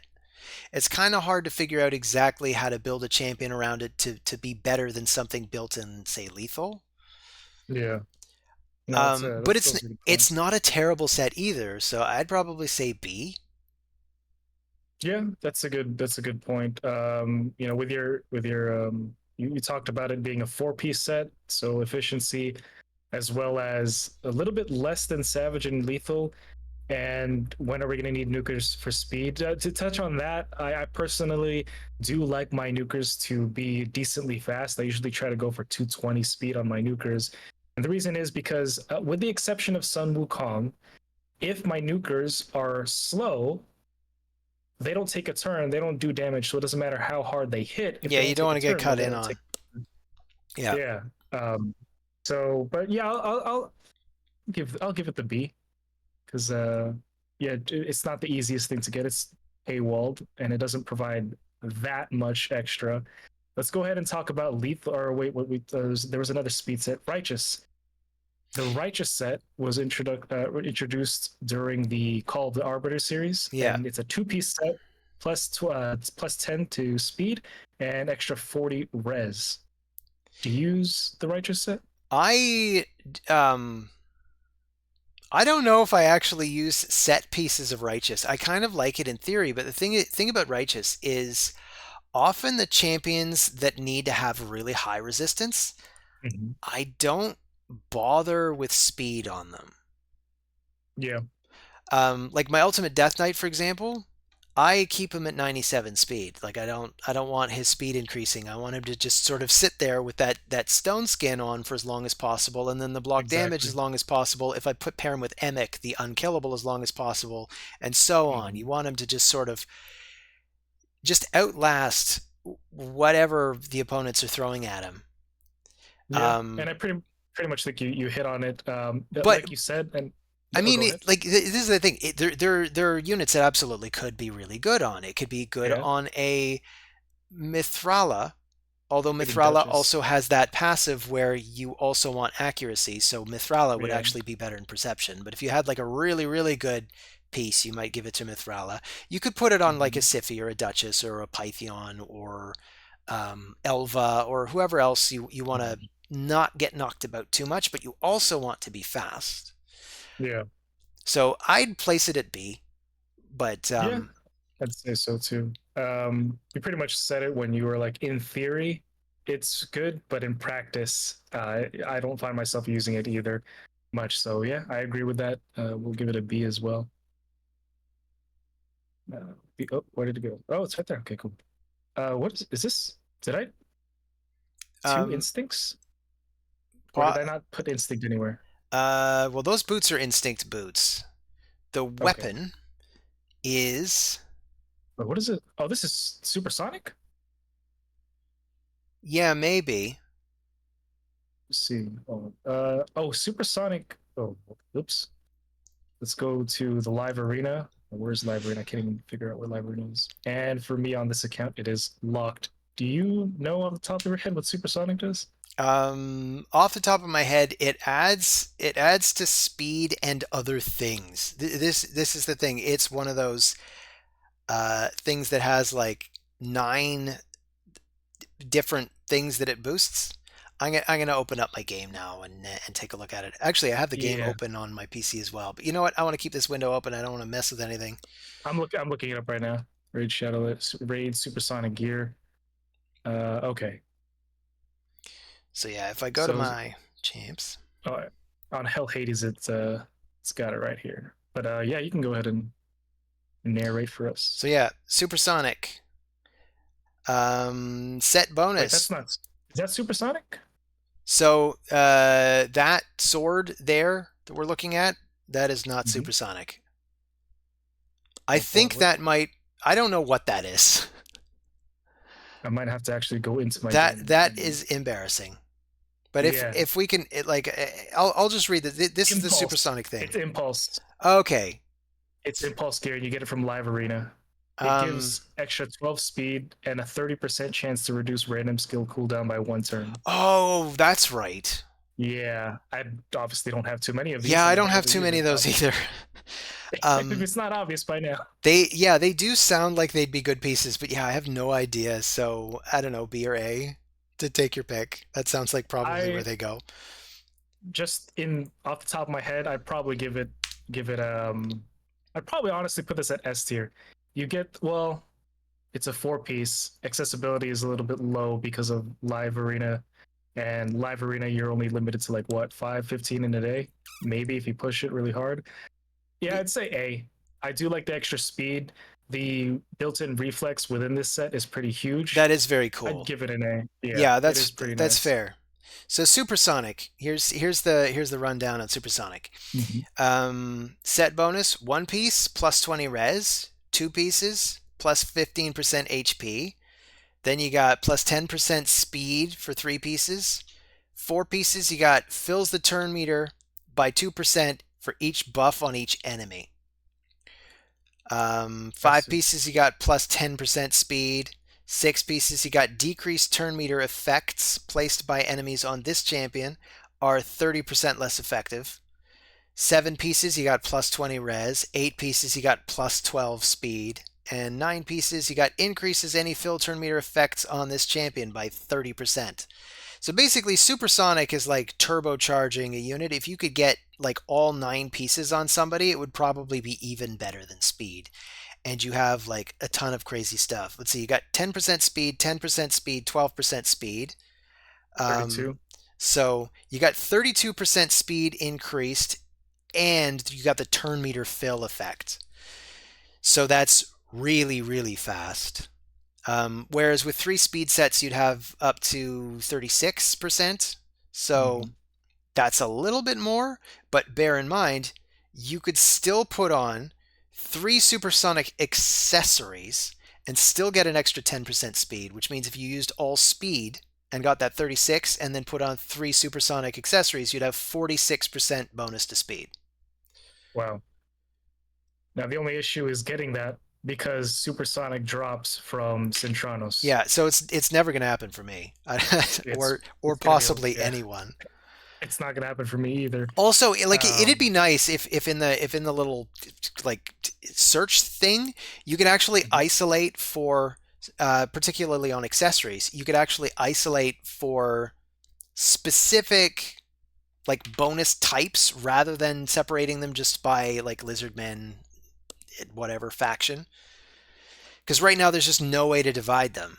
So I have to go hunting for whatever blood shield ring I want or whatever. oh, okay. I see what you mean. You're talking about like you said, the specific bonus set that you're looking for. You'd like to be able to filter that out. Yeah, like especially if I'm trying to like put all the Yeah. supersonic stuff together, and then I have to go Mm-hmm. hunting for it. I can't even figure out if let's say I'm building Python, and so I want to go to the Lizardman thing, but then still have to poke around and look at the actual graphics of each ring Yeah. because I don't know. I'm looking for a ring, I'm looking for an amulet, and I'm looking for a banner, Yeah. from Supersonic to see if I can get some unit, all 3 pieces. Right now, I have no idea. And another thing would be to just search my account to see if I have all 3 pieces for any faction. And if I do, then I could Yeah. just try to build a speed lead in that faction, because then I'd at least know what faction I'm looking to build. Streamline everything. Yeah. Maybe this is 100%. something for if Plarium doesn't want to bother, which of course they don't. Um, maybe the Hell Hades people with their optimizer. Not that I've ever Yeah. used their optimizer before, but this might be an Really? idea for their optimizer. Like, okay, our optimizer will do this. Like Hell Hades, Saf, whoever does the optimizer. I don't know who Mm-hmm. actually does it, but that's an idea for you guys. Like if you can put a little wait, and this is the thing. I don't use it. I don't know if they've already done this, and I'm like reinventing the wheel here. I actually do have to say they have an option to filter out specifically if you want a blood shield ring or a reaction Well, amulet. perfect. So obviously, I need to be Yeah. using that. No, it's good. If you don't use it, there's no way you would have known if you Yeah, don't use it. So, but now I know for sure you don't use it. But yeah, I would personally put Merciless, or I'm sorry, what did we just talk about? Merciless? we talked about the other one, Supersonic. Supersonic goes to S. S. Well, I mean, let's pedal back because what's the likelihood of us getting a Well, six or well, or like a nine the piece? the nine piece would definitely be S, but honestly, even with like, let me see at what point I think it would become S, because you have the turn meter fill starting at 4 pieces. So even if you just had Mm-hmm. 4 pieces, you've still got a little bit of resistance, a little bit of HP added. You have the 10% speed, and now you're getting the turn meter fill for each buff on an enemy. So if you have a team that like goes faster than you and they start putting up buffs, your speed Mm-hmm. lead, if they're in this, is going to start to go faster, right? So it gives you an opportunity to catch up. That's just with 4 pieces. So you don't even need those goddamned accessories. You could do this with Yeah. like 4 non-accessory pieces. Okay. But in addition, you get to 6. You get decreased turn meter effects placed by enemies on this champion. So that's another thing. It like that's a slight thing. I mean, you encounter that with like Lysandra and who else is really bad for this? For Um, like turn meter control. Valkyrie are champions that just sort of passively like oppress your Mm-hmm. champion's turn meter, so it's less effective. So it's another countermeasure. I suppose high resistance is also something that can help against that. Yeah. So you Yeah. instead of supersonic, you could just try to bring a high res, high speed thing, and then that might be another point for righteous, which we already placed at B. But Yeah. if you could get all the way to 9 pieces, supersonic would absolutely be S. But I mean, even if you only get to 4 pieces, I think it's still an S. Yeah. But No, that that's a good like point. I do get that it's like I haven't built anybody in supersonic yet. It just Neither have I I. keep getting complete garbage pieces. But if you get pieces Exactly. that aren't total garbage, I think it's S, even if you got 4 pieces of it. Okay. Yeah.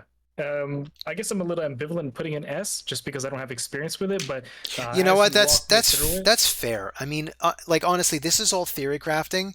I haven't yeah, seen it, so honestly, I was gonna say A tier personally, yeah, but I'm willing to go S tier because the way you explained it sounds good I'm too. fine with either. We could even rock paper scissors for it. Yeah. Okay. We'll do the beanie, rock paper scissors. Of course, If you win, we'll put an I S. can't see you, so I can't tell if you're cheating. Oh, okay. Okay. So, well, the camera will know if I'm cheating. So All ready? right, fair enough. Wait. Rock, paper, Rock, paper, scissors, scissors, shoot. go. I did scissors. Oh, it's a tie. Okay, let's go. Okay. One more time. One, Rock, two, three. Rock, paper, scissors, scissors, go. shoot. I did I picked scissors again. scissors again. All right. Okay, okay. Rock, Rock, paper, scissors, paper, go. scissors, shoot. I did scissors again, bro. Okay. Why you keep? All right. Let's go again. No one is allowed to take scissors this time. Okay, no one picks scissors. Yeah, No one is allowed to pick. If you pick scissors, you're a cheater, yeah, and then you automatically lose. There you go. which means we're both going to go with paper. I was just about to pick paper. I mean, that's the problem with that. Well, so was I. But I figured I'd be honest Okay, about it. You know what? all Just right, put it okay. in A. Just put it We'll in A. put it in A. We'll Okay, call it a draw. You've changed my mind. there you go. Let's go ahead and talk about Merciless. just this. Yeah, oh yeah, merciless. Since we're already talking about the nine Since pieces we're already on piece it, it's sets. already open. I can look at Merciless. So Yes. we got Merciless. It is set bonus 1 piece, 10% attack, 2, 15% crit damage, 3, 5% speed, and 4, 30% chance to decrease a random skill cooldown when dealing damage. So even just with those first 4 pieces, Mm-hmm. I'd say that's an S. I mean, you're already getting like a lot of extra damage out of it. Like 10% attack, 15% crit damage. You're getting extra speed and like getting that cooldown reduction thing. I mean, on somebody like Yeah. a Rotos, for example, where Oh yeah. he's got like his A2 on a 2 turn cooldown, if he's in this merciless set, he's basically just going to be ripping health off everybody constantly. Um, I'd Yeah. say it looks like S, and that's just the first 4. Then you got 5 pieces, 15% attack, 6 pieces, Mhm. 35% ignore defense. That's like the biggest, right? That's like the biggest so far. Um, so then you got 7 pieces, 5% speed, 8 pieces, another 15% crit damage, and then 9 pieces, 15% chance of getting an extra turn. So if Built-in you could get relics on nine top of pieces that. on this, it'd be another one of those S plus kind of deals. best damage set in the entire game. A Yeah, total of 25% extra attack, 30% crit damage, 10% speed, on top of cooling down skills. 35%, like the biggest is 25, 30 if you put savage and lethal with cruel, yeah. and then 15% chance to get that extra turn, which is only slightly less than relentless. Relentless is at 18%. Yeah, I'd give it, like, if we're assuming that you can get a merciless, but like you said, even the four pieces Oh is yeah, like huge. I think I'll probably have my Rotos in a Yes. 9 piece set maybe 50 years from now. Yeah, 50 years. That's probably Casual 50 I could years. probably get 9 pieces for the undead faction by then. There you go. Especially with like the Actually, right substats, right? Like it's got to be an attack banner. It's got to be a crit damage amulet. It's yep, got to be an attack. exactly. No, probably an HP ring and an HP banner. Come to think of it, on Rotos Yeah, specifically. because of the way his multipliers Yeah, work or his damage scales. because his attack scales better, but then like it scales off HP. So those flat HP things Mhm. on the accessories, that's probably how I have mine built anyway. If I don't, I'm about to swap my gear out. No, I got an HP banner and Nice. an HP ring. I didn't screw it up. I'm just using Let's like a regular old run of the mill banner though. Like it doesn't have any special any side things. modifiers to in it to yeah. None of those special sets. Ooh, I Let's have go ahead and a talk about anyway. stone skin here since we're S what do you call it? Stone skin is S tier. S. Yeah, I I mean, do that like too. it S. If you've ever been in arena, you know it's S. There's counters to it. Like you can counter it with bombs. Timid the Um, Fool, Timid the Fool. You can counter it with that asshole Nutcracker, whatever his name is. Georgia, Gjorgid the Breaker. Uh, Baron. does Baron ignore Stoneskin? I believe he I does don't because he think he always seems to does. swipe through, I doesn't he? think he just hits like a motherfucker. I think he's actually breaking it. That's probably what's Oh, happening. that's probably He just hits ridiculously hard. Same with Trunda. Trunda just hits yeah. so damn hard that often my stone skin just breaks if I get outsped. All those damn teams that have Trunda and Kaimar and it's usually RB. Who's the fourth one that's usually there? Oh, friggin' Madame Sari. Those Yeah. four. I see those four constantly, and they're always too fast, and they just kill whatever I try to bring against them. It's just unavoidable. But like Um, outside of the obvious counters to it, though, I gotta say Stone Skin is an obvious S, just because yes. suddenly you can like if you think of a Mortuma cop, Yep. that's the meta right there. There is nothing else to put him in. You just put him in 2 turns of Stone Skin, and like it's impossible to break. Build him with a ridiculous amount of HP. He doesn't need any damage reduction because it's already built right into his goddamn peril. I hate Skills everybody. can't be, I hate everybody that has this champion. I want him for myself, but I don't have him. So I know exactly how to build him, but you can't. but I cannot. Alas, I cannot. Yeah, so all in all, the stone skin 9 piece set gives you plus 80, and this is in total, plus 80 to res, plus 16 to HP, 30% to defense, and then you get a 2 turn to the stone skin buff, which basically makes it so that, like, how would you describe stone skin? Like, if you hit it, then like nothing, basically nothing happens. It's like hitting a wall and Yeah. doing basically nothing. It's like trying to punch through the Earth's surface. I mean, Yeah, just you can't hit that guy until it expires. If it's on an yep, Ultimate Death Knight, you're not going to do any damage until it yep. expires. If it's on a Duchess, you're not going to damage her until it expires. Hmm. And just like the best thing about the Stone Skin uh, set is that it has accessories. So if you get any accessories at all, suddenly you can do double duty. You can give somebody 4 pieces of stone skin, so you have just enough for that 1 turn of stone skin, Hmm. but you could still put them in a provoke set, or you could still put them in a regen set. That's what I've done with my Yep. Duchess and That's Pythion. nasty. They're both in stone skin, but they also have regen. So they're perfect for any like player versus wave area of the game. Hmm. I can just bring them without thinking because I know they will never ever die, especially if I pair them. Like Duchess plus Yeah. Pythion is so obnoxious in the arena. It's practically Yep. impossible to kill a team that has both of them. And if they're both in regen, they're just going to be there all day. And the only possible chance to get through that is if you kill them before they start putting up their buffs and protecting the party and putting up the veils. And Hmm. that's why the stone skin is so OP.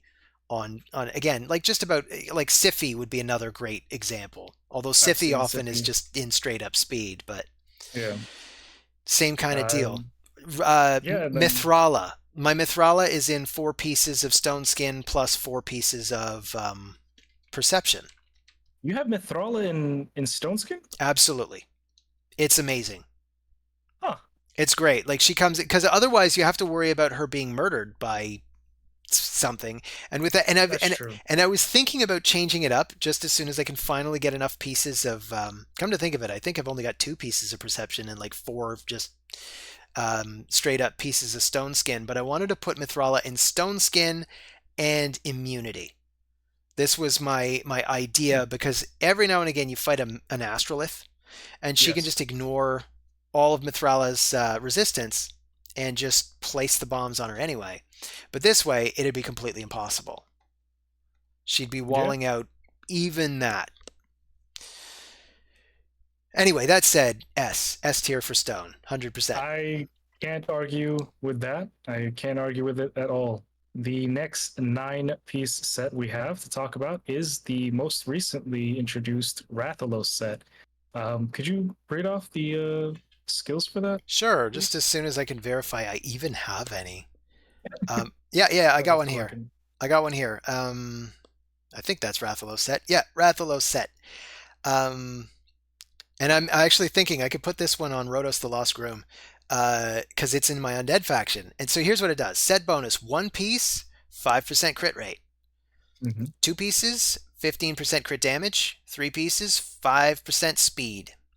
4 pieces fills this champion's turn meter by 5% per each enemy hit by AoE attacks. 5 pieces, 10% crit rate. 6 pieces ignores 30% of enemy defense when using AoE skills.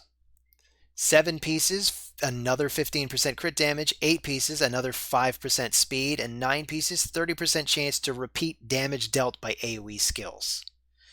Nice. So if you get all 9 pieces, it would be completely bonkers. But even if you get that 4 piece bonus with the fills champion's turn meter by 5% per enemy hit by AoE attacks, I mean, Hmm. imagine like an AoE champion in the Spider.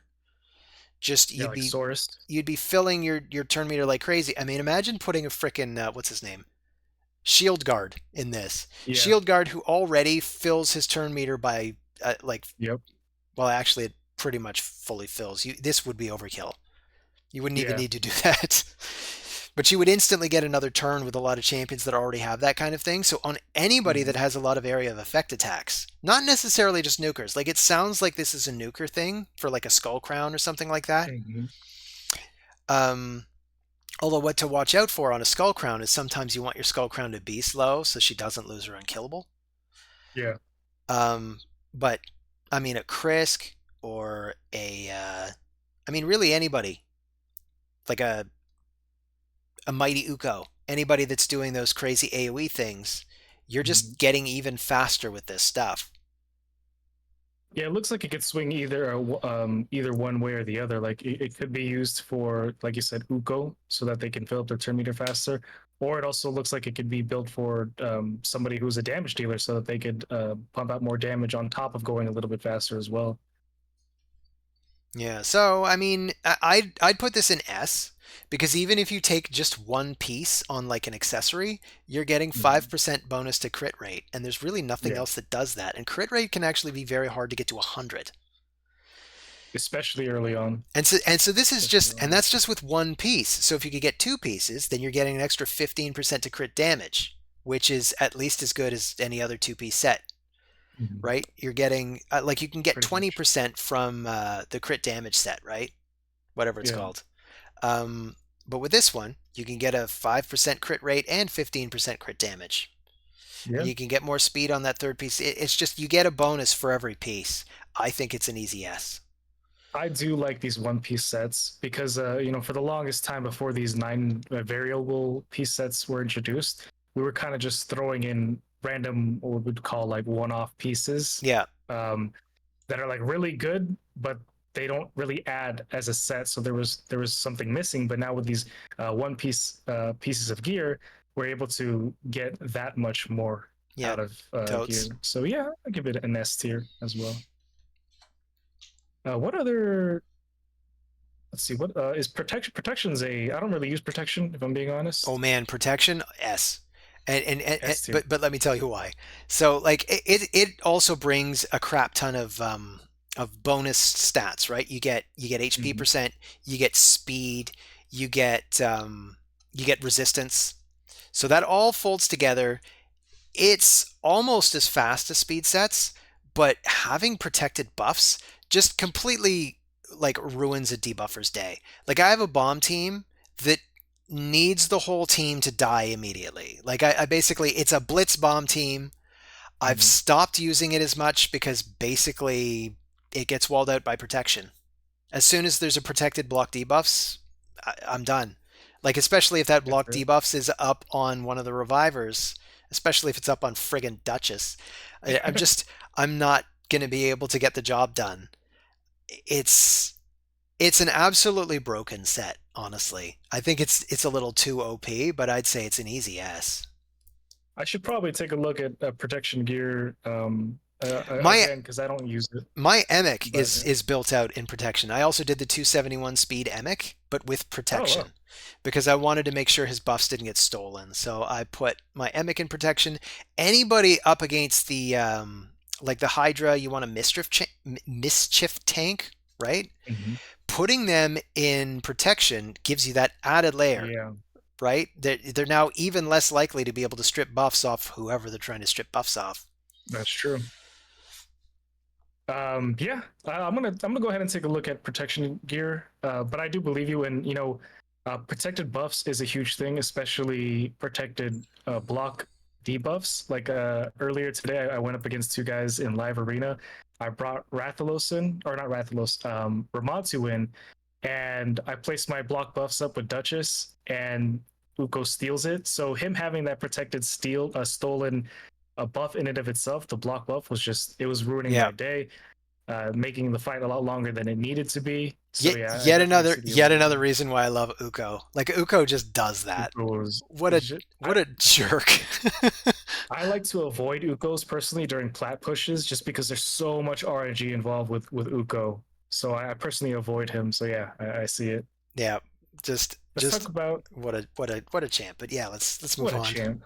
Yeah, let's talk about lethal. Lethal for me, lethal is S tier off the bat. Yes. Extra 10% crit rate, so you don't have to worry about another 10%. You could focus those extra stats into like extra attack or crit damage. On top of that, you're getting what you get from Savage, which is ignoring 25% of the enemy's defense. Yep. Gavin, what are your thoughts? 100%. Just totally agree. S tier. Yeah. S tier. Um, Please do not nerf. Like for all the same reasons yeah. as the Rathalos set, right? Like you could take Mhm. one piece of Rathalos to get 5%, um, giving you an extra 15% to your crit rate. And it's so hard to build for that at any stage of the game. You always need to make sure you got like at least 15% crit rate on each piece just to total 100. Mhm. It's a lot. And it just makes your life so much easier if you don't have to worry about that extra percent. Yeah, and that way you could smack you that much harder. On that same tangent, well, I would probably say Savage is one of my most sought after pieces just as well. I'd put it up there with S tier as well. Yeah, Just because like it seems odd to put it next to Lethal because Lethal is better. Um, mhm, but for a lot of people, Lethal's probably considerably more rare. I might be yeah, one of the few people that it's not rare for because I exclusively farm Dark Fae. Dark Fae whenever she comes up in the rotation. I Yep. even hold off on doing any secret rooms whenever I start the Doom Hmm. Tower until I reach the top. I always do hard Same. Doom Tower first, go straight to the top, and as soon as I've reached level 12, then I'll do all the secret rooms just so I have all those extra silver keys just to farm the top level of Dark Fae. And at this Yep. point, like if I in the forge, I've got I think 900 plus pieces that I could still forge out, and I just don't even Yeah. have room in my inventory right now, which is part of why I Wow. don't do it. So, but I have lots and lots of lethal pieces that I use, like my Leorius is in lethal, Mhm. my Rhodos is in lethal. Just about every major nuker that I use is in lethal. But Yeah. and that's why I'm like with Savage, you don't get that extra 10%. It makes it a little bit harder to build, but if you can build to that 10%, it's just as good. It's just a little bit harder to build for it. That's all. But it Yeah. probably does still belong in S, honestly. I, I think it just like a notch below lethal, but I still personally think it's a S tier as well. Like anytime there's a 3x, I dump tens of thousands of energy if I have it Wow. into Fire Knight. Like I just love Savage. I don't know what it is. I just like seeing big numbers whenever I'm going up Yeah, well, you want against those big somebody. numbers. You want those opponents to be dead before they hit the ground. Exactly. Exactly. What's this piece right here? Is this one of those newer pieces? Is that cursed? No, that's not cursed. What is that? Hold Oh on a sec. man, I'm blanking. I'm I blanking should on have that had one. this up in. It seems like one of those Doom Tower or not Cursed City pieces. Um, Let's see here. could be.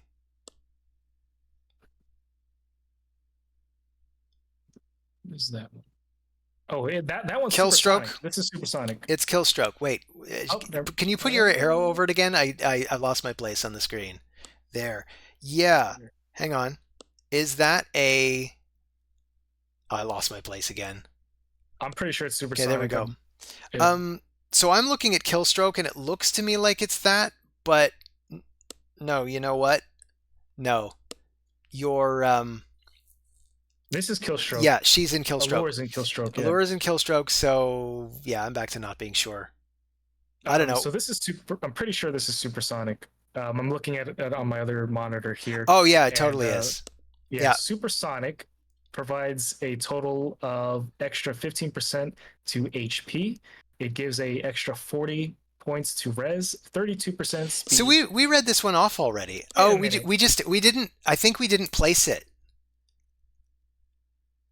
Oh yeah, you're right. We did. We talked about I this think we already. landed on A, or did we land on S? Was this the Oh one we were god. rock paper scissoring over? We did rock paper scissors over it. I just never put it in. And I think we landed on A. Yeah, we'll put it on A. Whoops. Sorry, everybody. Whoops. Whoops. Yeah. We made whoopsie. Made a poopsie. Let's go get ahead. Let's go get this hex, this cursed set out of the way. Yeah. Now, cursed gear used to be absolute, pretty much trash, absolute trash, because it only provided like what a 75% chance to place heal reduction, which doesn't really give that much use anywhere. Yeah, and it was And it now was the 50% heal reduction too. So 50% it heal wasn't even reduction. the good one. And now it Yeah. places hex, Now it which places hex. just totally turbocharges damage. Yep. So I'd say it's situational. Like you probably want it somewhere in your Hydra team. Yeah. Um, outside of that, like maybe if you're min maxing doing damage to waves, but even then I don't know because you're probably using Seer, and then you just want to crank up as much damage and add as many buffs as Mhm. possible. So I'd say basically inside Hydra, it's A. Outside of Hydra, I don't think you'd use it. Yeah. So B. I might call it B. It might have some decent synergy with other champions that also do something cool when there's Hex. Mhm. Like Mithrala has her whole mechanic on Hex champions. Uh, Akemptum has extra stuff that he does against Hexed champions. Yeah. So, like, the potential for combinations are there, but again, like, the those two champions already bring their own Hex anyway. So it's kind of it would be niche at best, I think. But Outside of Hydra, it yeah. is good for Hydra. Yeah. 100%. I'd say B. Let's talk about since we already brought it up, Killstroke. Killstroke gives what, 20% extra crit damage and then 5% speed? Uh, I do know you get it from the clan shop yes. in your clan. Crit damage 20%, 5% speed. Yeah. So I'd say that's probably It's probably A or B. It's I'm gonna probably A. lean. I do think it's an A tier piece of gear because you're doing more damage and you're getting more speed. So it's like a little bit pumped up version of crit damage. Yeah. The It, only it issue I it's have like with the it, +1 crit damage thing. yeah, the only issue I have with it is that you have to get it from the clan shop. You are limited by how many you can get from the clan shop, and it doesn't pop up every single rotation. Yeah. You have to wait until it pops up, so it's a little bit harder to get. Um, but if you do get it, hopefully you get one that has good rolls. Yeah, But I do think it's in I often don't even like think an to A look tier. for it. I don't think if I filter this for a second, let's see who's it equipped on. Mhm. I have a couple of pieces. I have one piece equipped on my Cold Heart. Just a broken set. I'm not even using this set at all. Yeah, I don't personally use it either. I might probably only use it on one person. It's definitely not an allure. This is a one off thing, but yeah, I kind of want to put this on B if I'm being completely honest, Yeah, just because like in theory it looks good, I'm fine but I with this don't ever plan. really. Yeah. What about Defiance? You get this piece from doing Bommel, right? And this provides Yeah. Uh res and defense, I think. Defiant. Yeah, yeah, yeah. So Defiant is defense plus 10%, minus 15% damage taken from AoE attacks, right? So it's kind of like half of a Oh no, sorry, not Defiant, not Defiant. We talked about Defiant with yeah. Aniri. I meant to say Fortitude. Fortitude is this one right Yeah, here. Fortitude is the one that drops from Bommel. Okay. Res and extra defense. So you get 40 points of extra res. It's a two-piece set, and you get plus 10 to defense. So it's immunity. No, I mean it's not immunity. It's a resistance set, but a little bit better because you get the extra 10% of defense. I don't really use this set, if I'm being completely I honest. actually do. I think You basically do. of all the resistance boosting sets, I think this is the Mm-hmm. best one. I actually Okay. use this one on my I think he's on my Helicath just to help get him enough resistance so that he doesn't Mm-hmm. lose his block damage so often. So I think his subset is Fortitude because also that defense plus 10% had a nice little bit of synergy as well. So you get a little bit of defense, you get Yeah. a fair amount of resist. Um, I'd say it's the best of the bunch when it comes to increasing resistance. So it's maybe a cut above wherever we're going to put all of the other resistance boosting ones. Mm-hmm. I might put all the other resistance boosting ones in B, and I'd Yeah. probably put this one specifically in A, just because it's a cut above the rest. I like that. I'm good with that plan. Untouchable is the other resistance boosting set that you get from doing Scarab. You get immunity for 2 turns and then plus 40 to res. It's a four piece. It's a four piece. I don't personally use it. And then of course there's the regular immunity set. Yeah. But I agree. I think B for the other ones. Let's go ahead and throw Fortitude up at A. Immunity goes to B, and we're also going to put Untouchable in B just as well. I wanted to get the counterattack sets out of the We way. might as well also put resistance in B. Oh yeah, resistance. I forgot resistance. Yeah. I wanted to go ahead and talk about these counterattack sets, the Avenging as well as the Ret set. I don't use them. I don't think they're particularly useful. What are your thoughts? I find them to be extremely useful in the right circumstances. Uh, Okay, tell me about it. back when they made, like for example, back when they gave everybody Deliana, Mm-hmm. because she had an AoE on her A1, and because it had a leech on her A1, for instance, Mm-hmm. it basically just made her immortal. Like she'd get hit, and I'd put her in 6 pieces of retaliation. It's a build that Oh, we were lovingly referring it to it as Retaliana, and Ritaliana. and basically with as much retaliation on Deliana as possible. Basically, she just mows through waves. I was using it to Mm. campaign farm Nightmare. I just blew straight Yeah. through Nightmare with her by herself. It was easy. Now that's niche at this point. Like I don't know a lot of people use Deliana anymore, and the newer players Mm-hmm. aren't getting her for free. Um, but then you can put it on like I'm trying to remember if my Fenax is using 2 pieces. as well, because Fenax is another champion where I absolutely want his A1 to kick in as often as possible. So Yep. like Fenax, frequently he'll just interrupt the enemy turn, come in and completely kill someone with his Yeah. A1, and then they're just gone from the fight. Rotos would be good in this.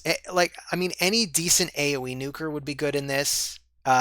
Mighty Uko would be good in this because like he gets hit and then he could immediately counterattack with the other effects you've got in him. So let's say you put him in a provoke set, you give him a retaliation set. He anytime he gets hit, he hits back with a decrease attack because that's like his A1 ability, and he's also hitting back with a potential provoke. Right, so you've got Mm, you got good I see. synergy when you want to be able to counterattack. Yeah, because So the red set is a two piece with a I 15% chance. I would actually place it at A, but I would understand it at B as well. I think it's like between A and B. Oh, But and you've what about got avenging? What do you think? Avenging on the other hand, I'd say is B. I have a Mm. more difficulty using it now because of the way they changed it. I liked it better before. Now, like it used to be a 45% chance to counterattack damage as long as it's a crit, which happens all the time in Arena. But now you're doing the counterattack on debuffs. So Yeah, I so put you have to rely on that. I have Lysandra, and I think she's the only champion on my entire account that I put in it because Lysandra's A1 Hmm. takes debuffs that are on her and immediately places them back on an enemy, and that's like the only thing I could think to use for it. My boy Pinthroy is also like that. He hits back with his A1 and he's just transferring debuffs back to the attacker. I Yeah. think that's the only time that would be any good. Outside of that, it seems like kind of a strange idea. Hmm. I'm sure there are good ideas for it, but I'd say it's maybe a C. Yeah, I was gonna say that too. Knowing that the red piece or the red set is actually a two piece, I thought it was four pieces this whole time. I'd give red a B because there are situations like you said where Deliana or Uko could counterattack and you want that to pop off Fenax, and I would definitely give Avenging a C as well, just because you have to rely on getting debuffed for it to happen. So yeah, I agree with that. And then I also kind of defer to you because I don't actually use those pieces. Let's talk about Frenzy. They recently changed this as well, right? Yeah, Frenzy used to every time you were hit or lost a certain amount of HP, you got a boosted turn meter. Frenzy Is that was right? great on certain champions. Like I built oh man, that crazy orc that keeps getting back up every time he takes too much Norog. damage. Norog. Yeah. Norog was so busted in the old set. Now, Yep. Norog is still busted, but like that set doesn't help him anymore. I don't even know what to do with this set. I want to give it an F. I hate what Plarium Yeah. did to it. I think it's awful. In the Let's see. old, Frenzy plus 5% turn meter for each debuff received. You don't want to yeah, receive debuffs. you And don't like, what are want you to. gonna do? Somebody stuns you and you go faster, and then you just stand there spinning your head around. By 5%. Like Yeah, I don't know what they were thinking exactly. when they nerfed that set. Like, why do you hate this set so much, Plarium? Why? They probably didn't want Norog What did to the do too frenzy well. set ever do to you? Didn't do anything. It was just sitting there being perfectly happy, making Norog broken, making man, what's his name? YST had this really awesome build for soloing Bommel with that dwarf, the sleepy dwarf. What's The her name? Nitha? Cornelia. Oh, Cornelia. Yeah. Yeah, she'd basically take damage and just immediately get a turn, go to sleep, could fully heal, take Mhm. damage, go to sleep, rinse, repeat. It was completely busted. So They you had probably didn't want really that great happening. options before, and so that's the thing. I want to give it an F because, quite frankly, it's like it's something that was cool, and Plarium Yeah. completely ruined it. It's just it's I it's garbage now. I actually put my apothecary in frenzy for a while, and he was popping off quite a bit, pretty much almost unkillable because he would be one really fast, and then two he would just take all those turns. And then I have heard people talk about putting Rotos in frenzy in the old set, in the old pre nerf, and Yeah, so that was pretty cool as well. because then you could even get a turn even if you didn't take 50% health. Yep, exactly. What is this piece right here? I keep looking at it. Is that Zeal? Uh, maybe.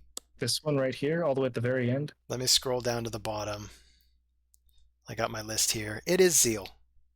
Yeah. What does So Zeal do? crit damage plus 25%, plus 7.5% damage for every 25% HP the target has.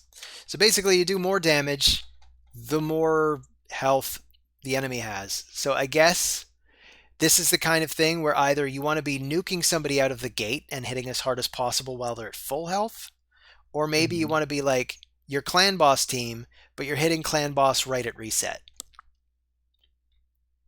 Would you want this particular set on over something like Savage?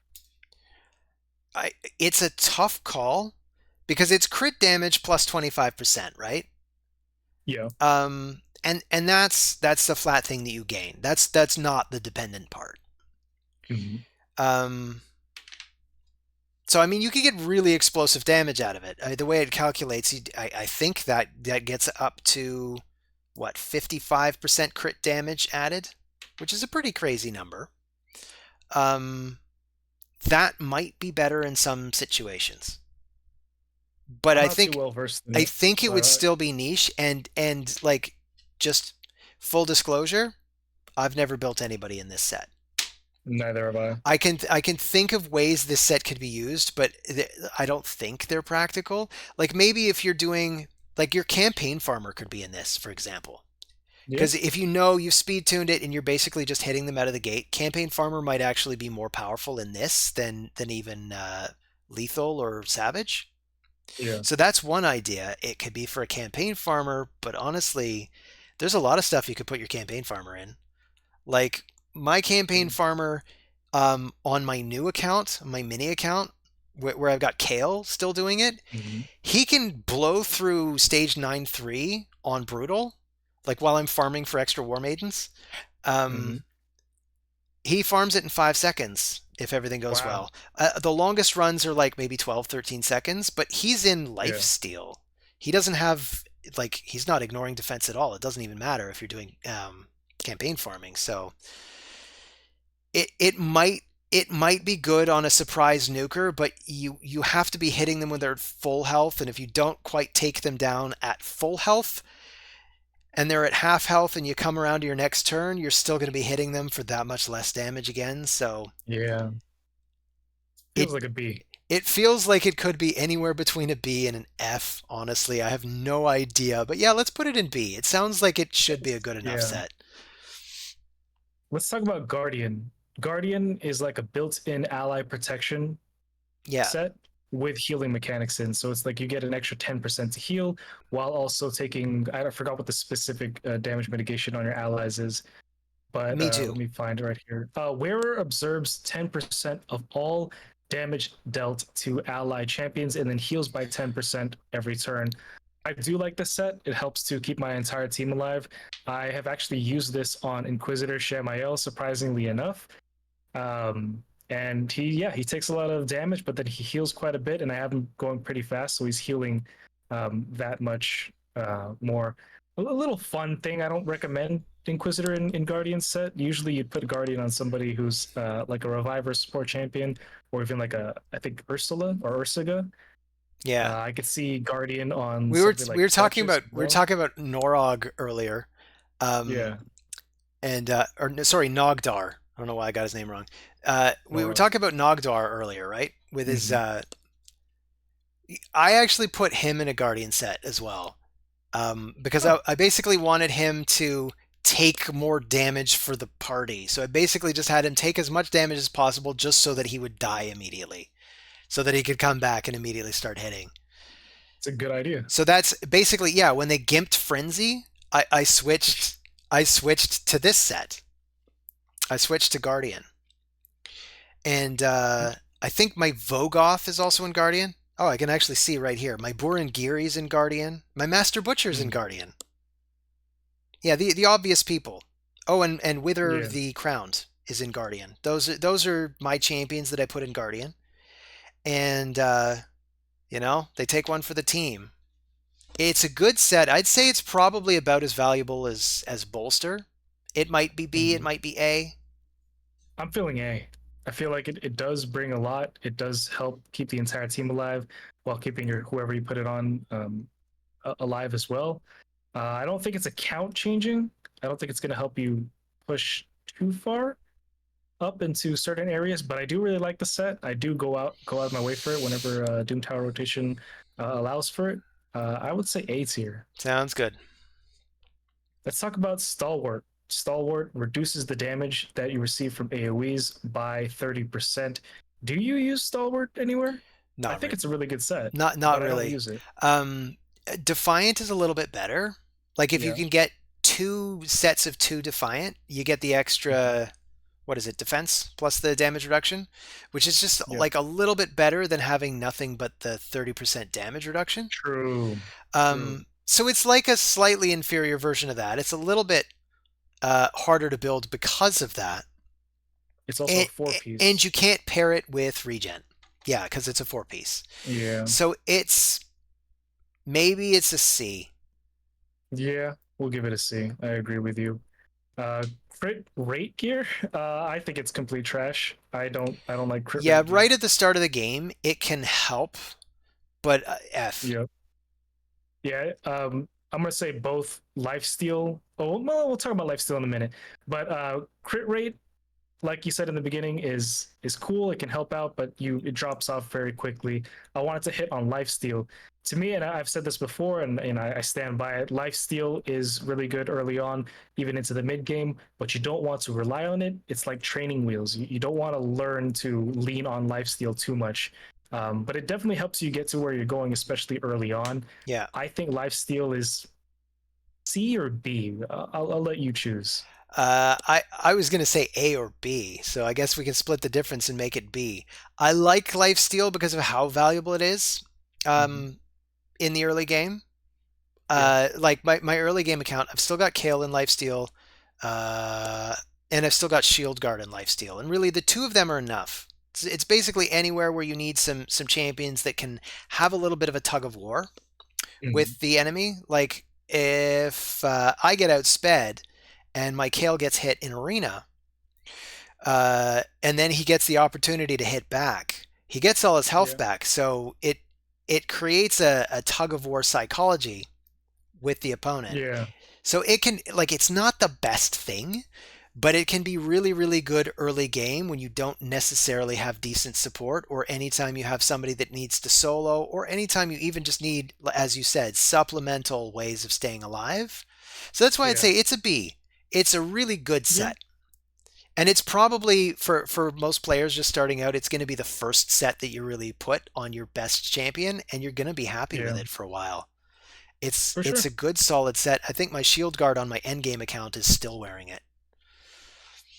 Yeah.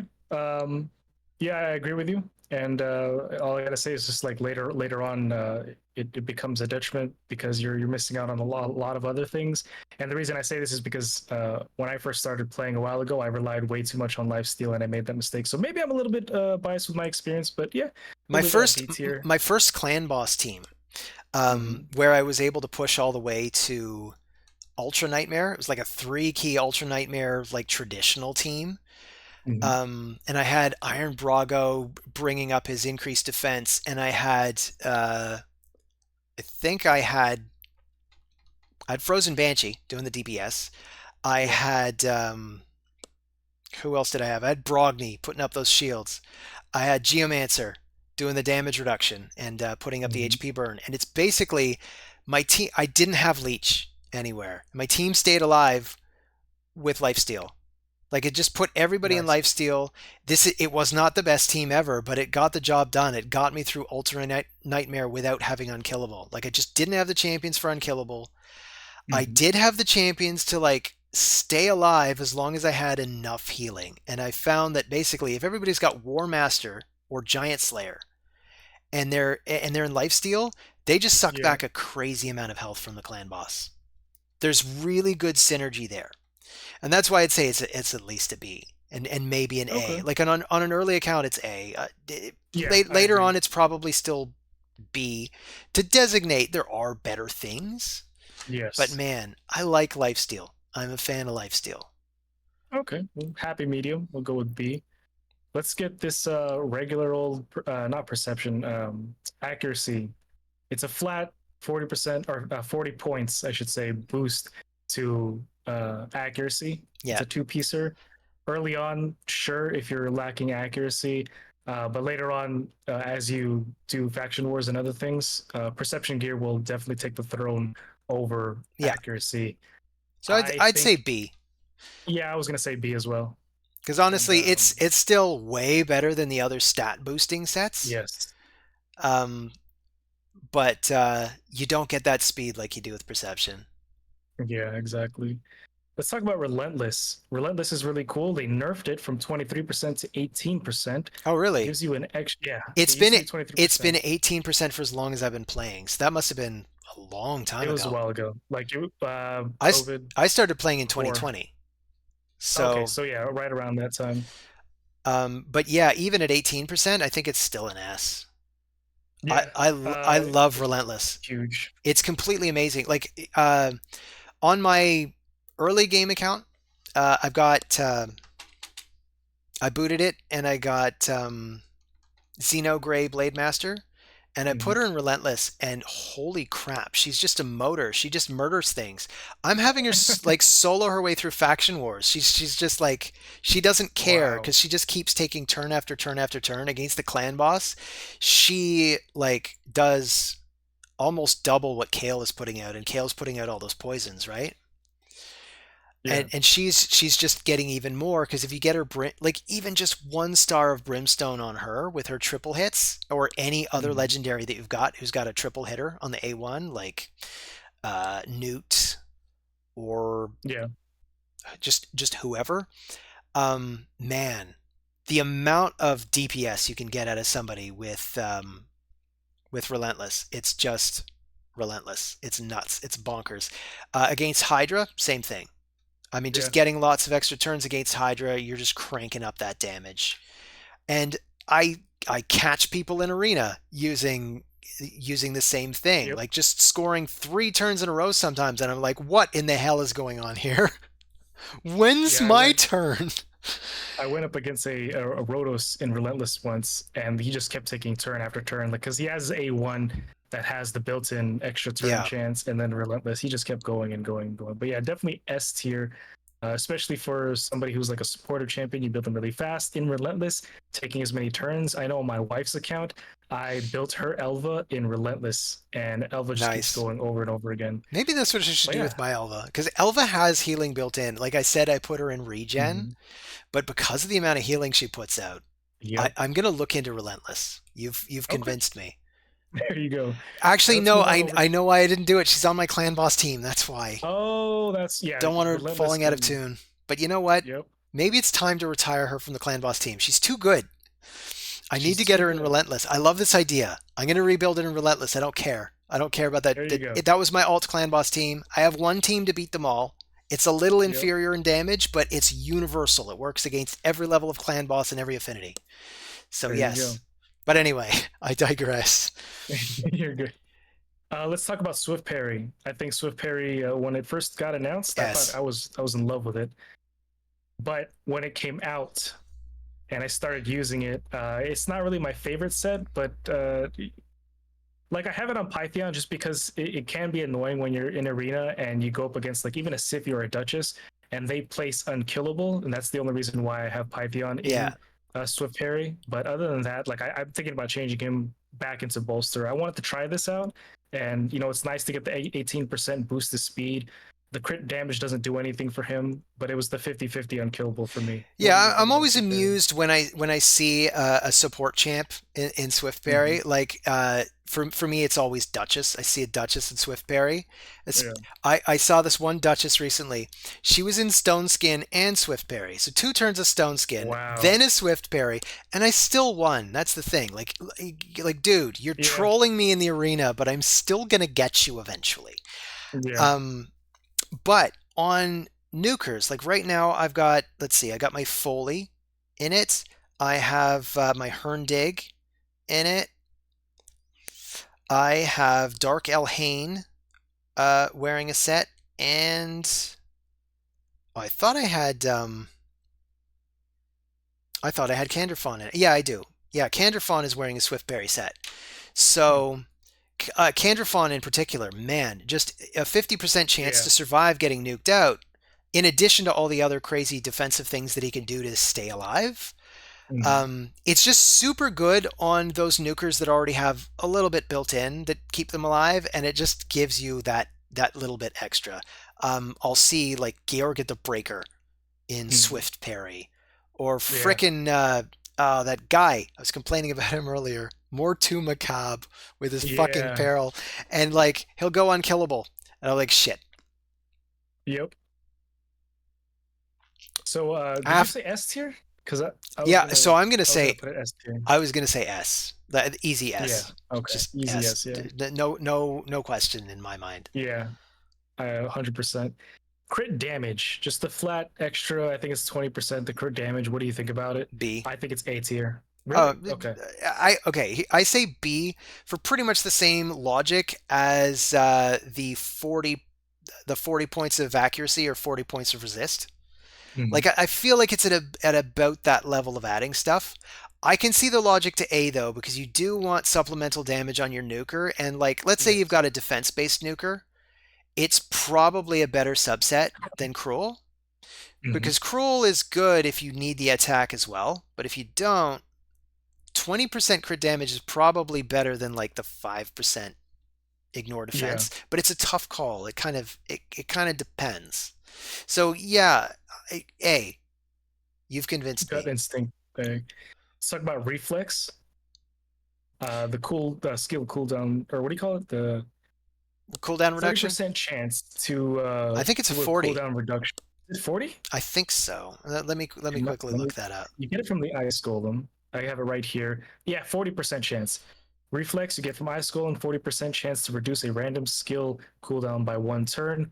I think it's a great set. I don't think it's like a crazy set, but definitely being able to reset your moves so you can do whatever move you want that much sooner is pretty it's pretty nice, I think. Yeah, So you could like uh, I don't use it often. I think I've no. got it's particularly good on anybody that's only got an A2 Yeah. and they don't have any other moves, because then you Mhm. know you're just going to get that move back that much quicker.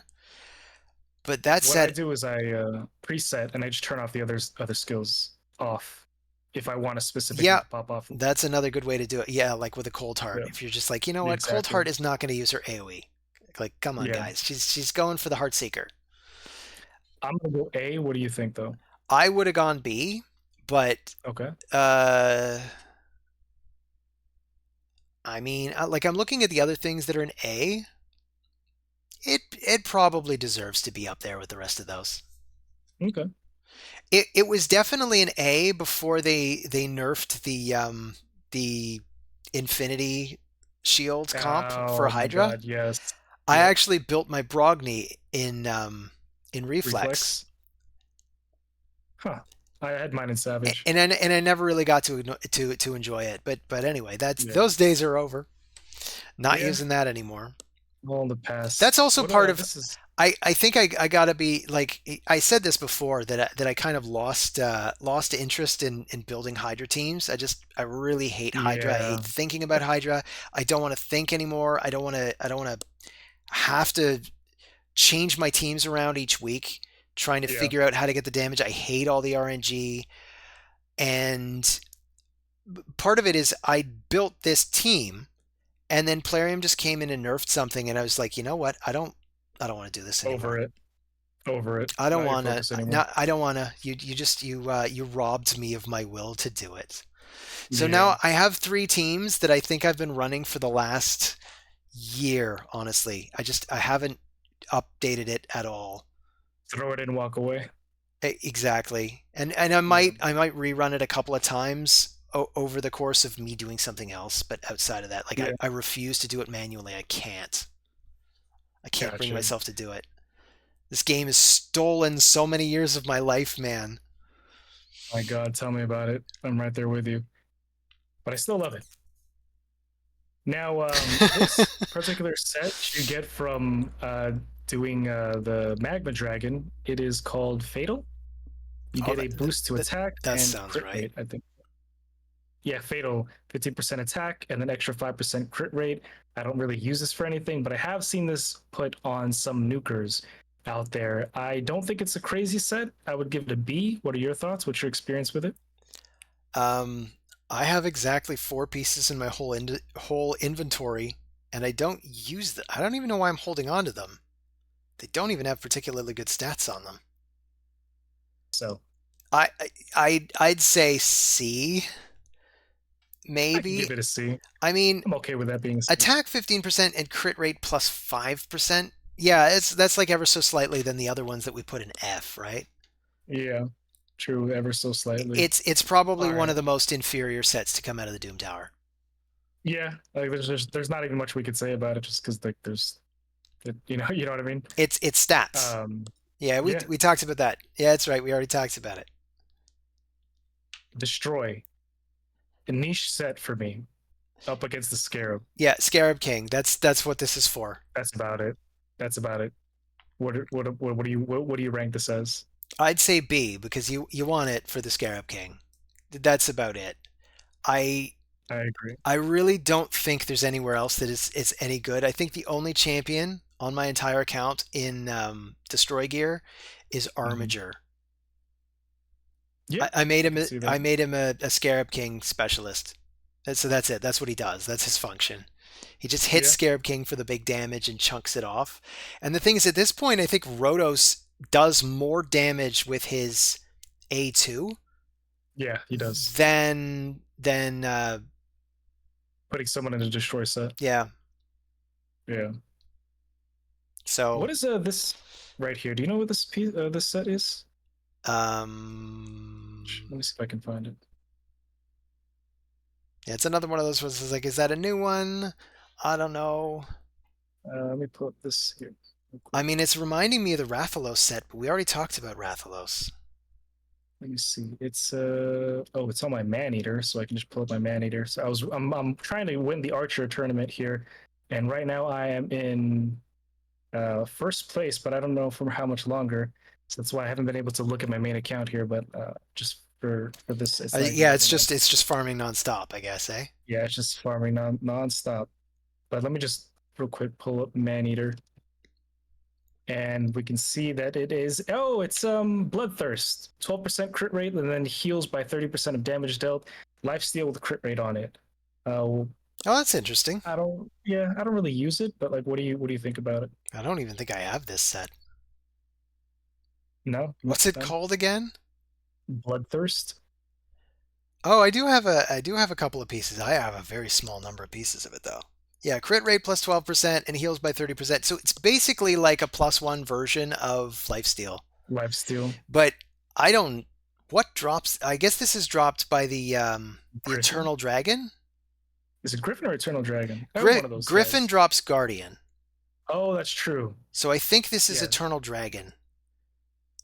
Um I it's a mean, step above lifesteal. it's like a plus one lifesteal, but I'd probably still say it's B. Okay, I'd say B also. But like a high B, Okay, you know? last but not least, yeah, definitely high B. Last but not least, Affinity Breaker. What are your thoughts? I do not use Affinity Breaker. Neither do I. I know that like I probably should put my ninja in Affinity Breaker because Mhm. of because of the way the affinity works in Sand Devil. Yes. Because it's Force Affinity, Ninja's Spirit, sorry, Ninja's Magic. Um, maybe I just didn't find any good pieces. I'm looking at my account right now. I have two pieces of Affinity Breaker. I haven't even been stocking them, so I don't have a complete set of Affinity Breaker right now. In theory, if you know you're going to be farming a specific level of boss, Mhm. Affinity Breaker could be great. Yeah. Outside of that, like, and they buffed it recently, right? Um, yeah, the crit damage plus 30% I think is a new buff to it. I think before it was just there was a chance to change a weak hit into a critical, and now you've got that crit damage plus 30%. So now it's actually good. So I'm thinking of the old Affinity Breaker that Mhm. just straight up I couldn't even think of a good use for it. Now, like if you built, say, a lure in it, and she specialized in Fire Knight 20, for example, Yeah. um, where again Oh, true. you got like the affinity matchup is not good, so you want that to help you out. The crit damage plus 30% is intriguing because that does give you a big amount of damage, right? Yeah. I'd still say it's probably a B. Yeah. I don't really use it for anything. If I do see someone who is of a different affinity, I just pick somebody else. So yeah, B. So But yeah, there we have it. That's that's that's the that's list. the list right here. That's what we got. Um, that's what we got. If anybody watching here has any other opinions on this, we're always willing to change our mind. Feel free to change your mind in the comments below.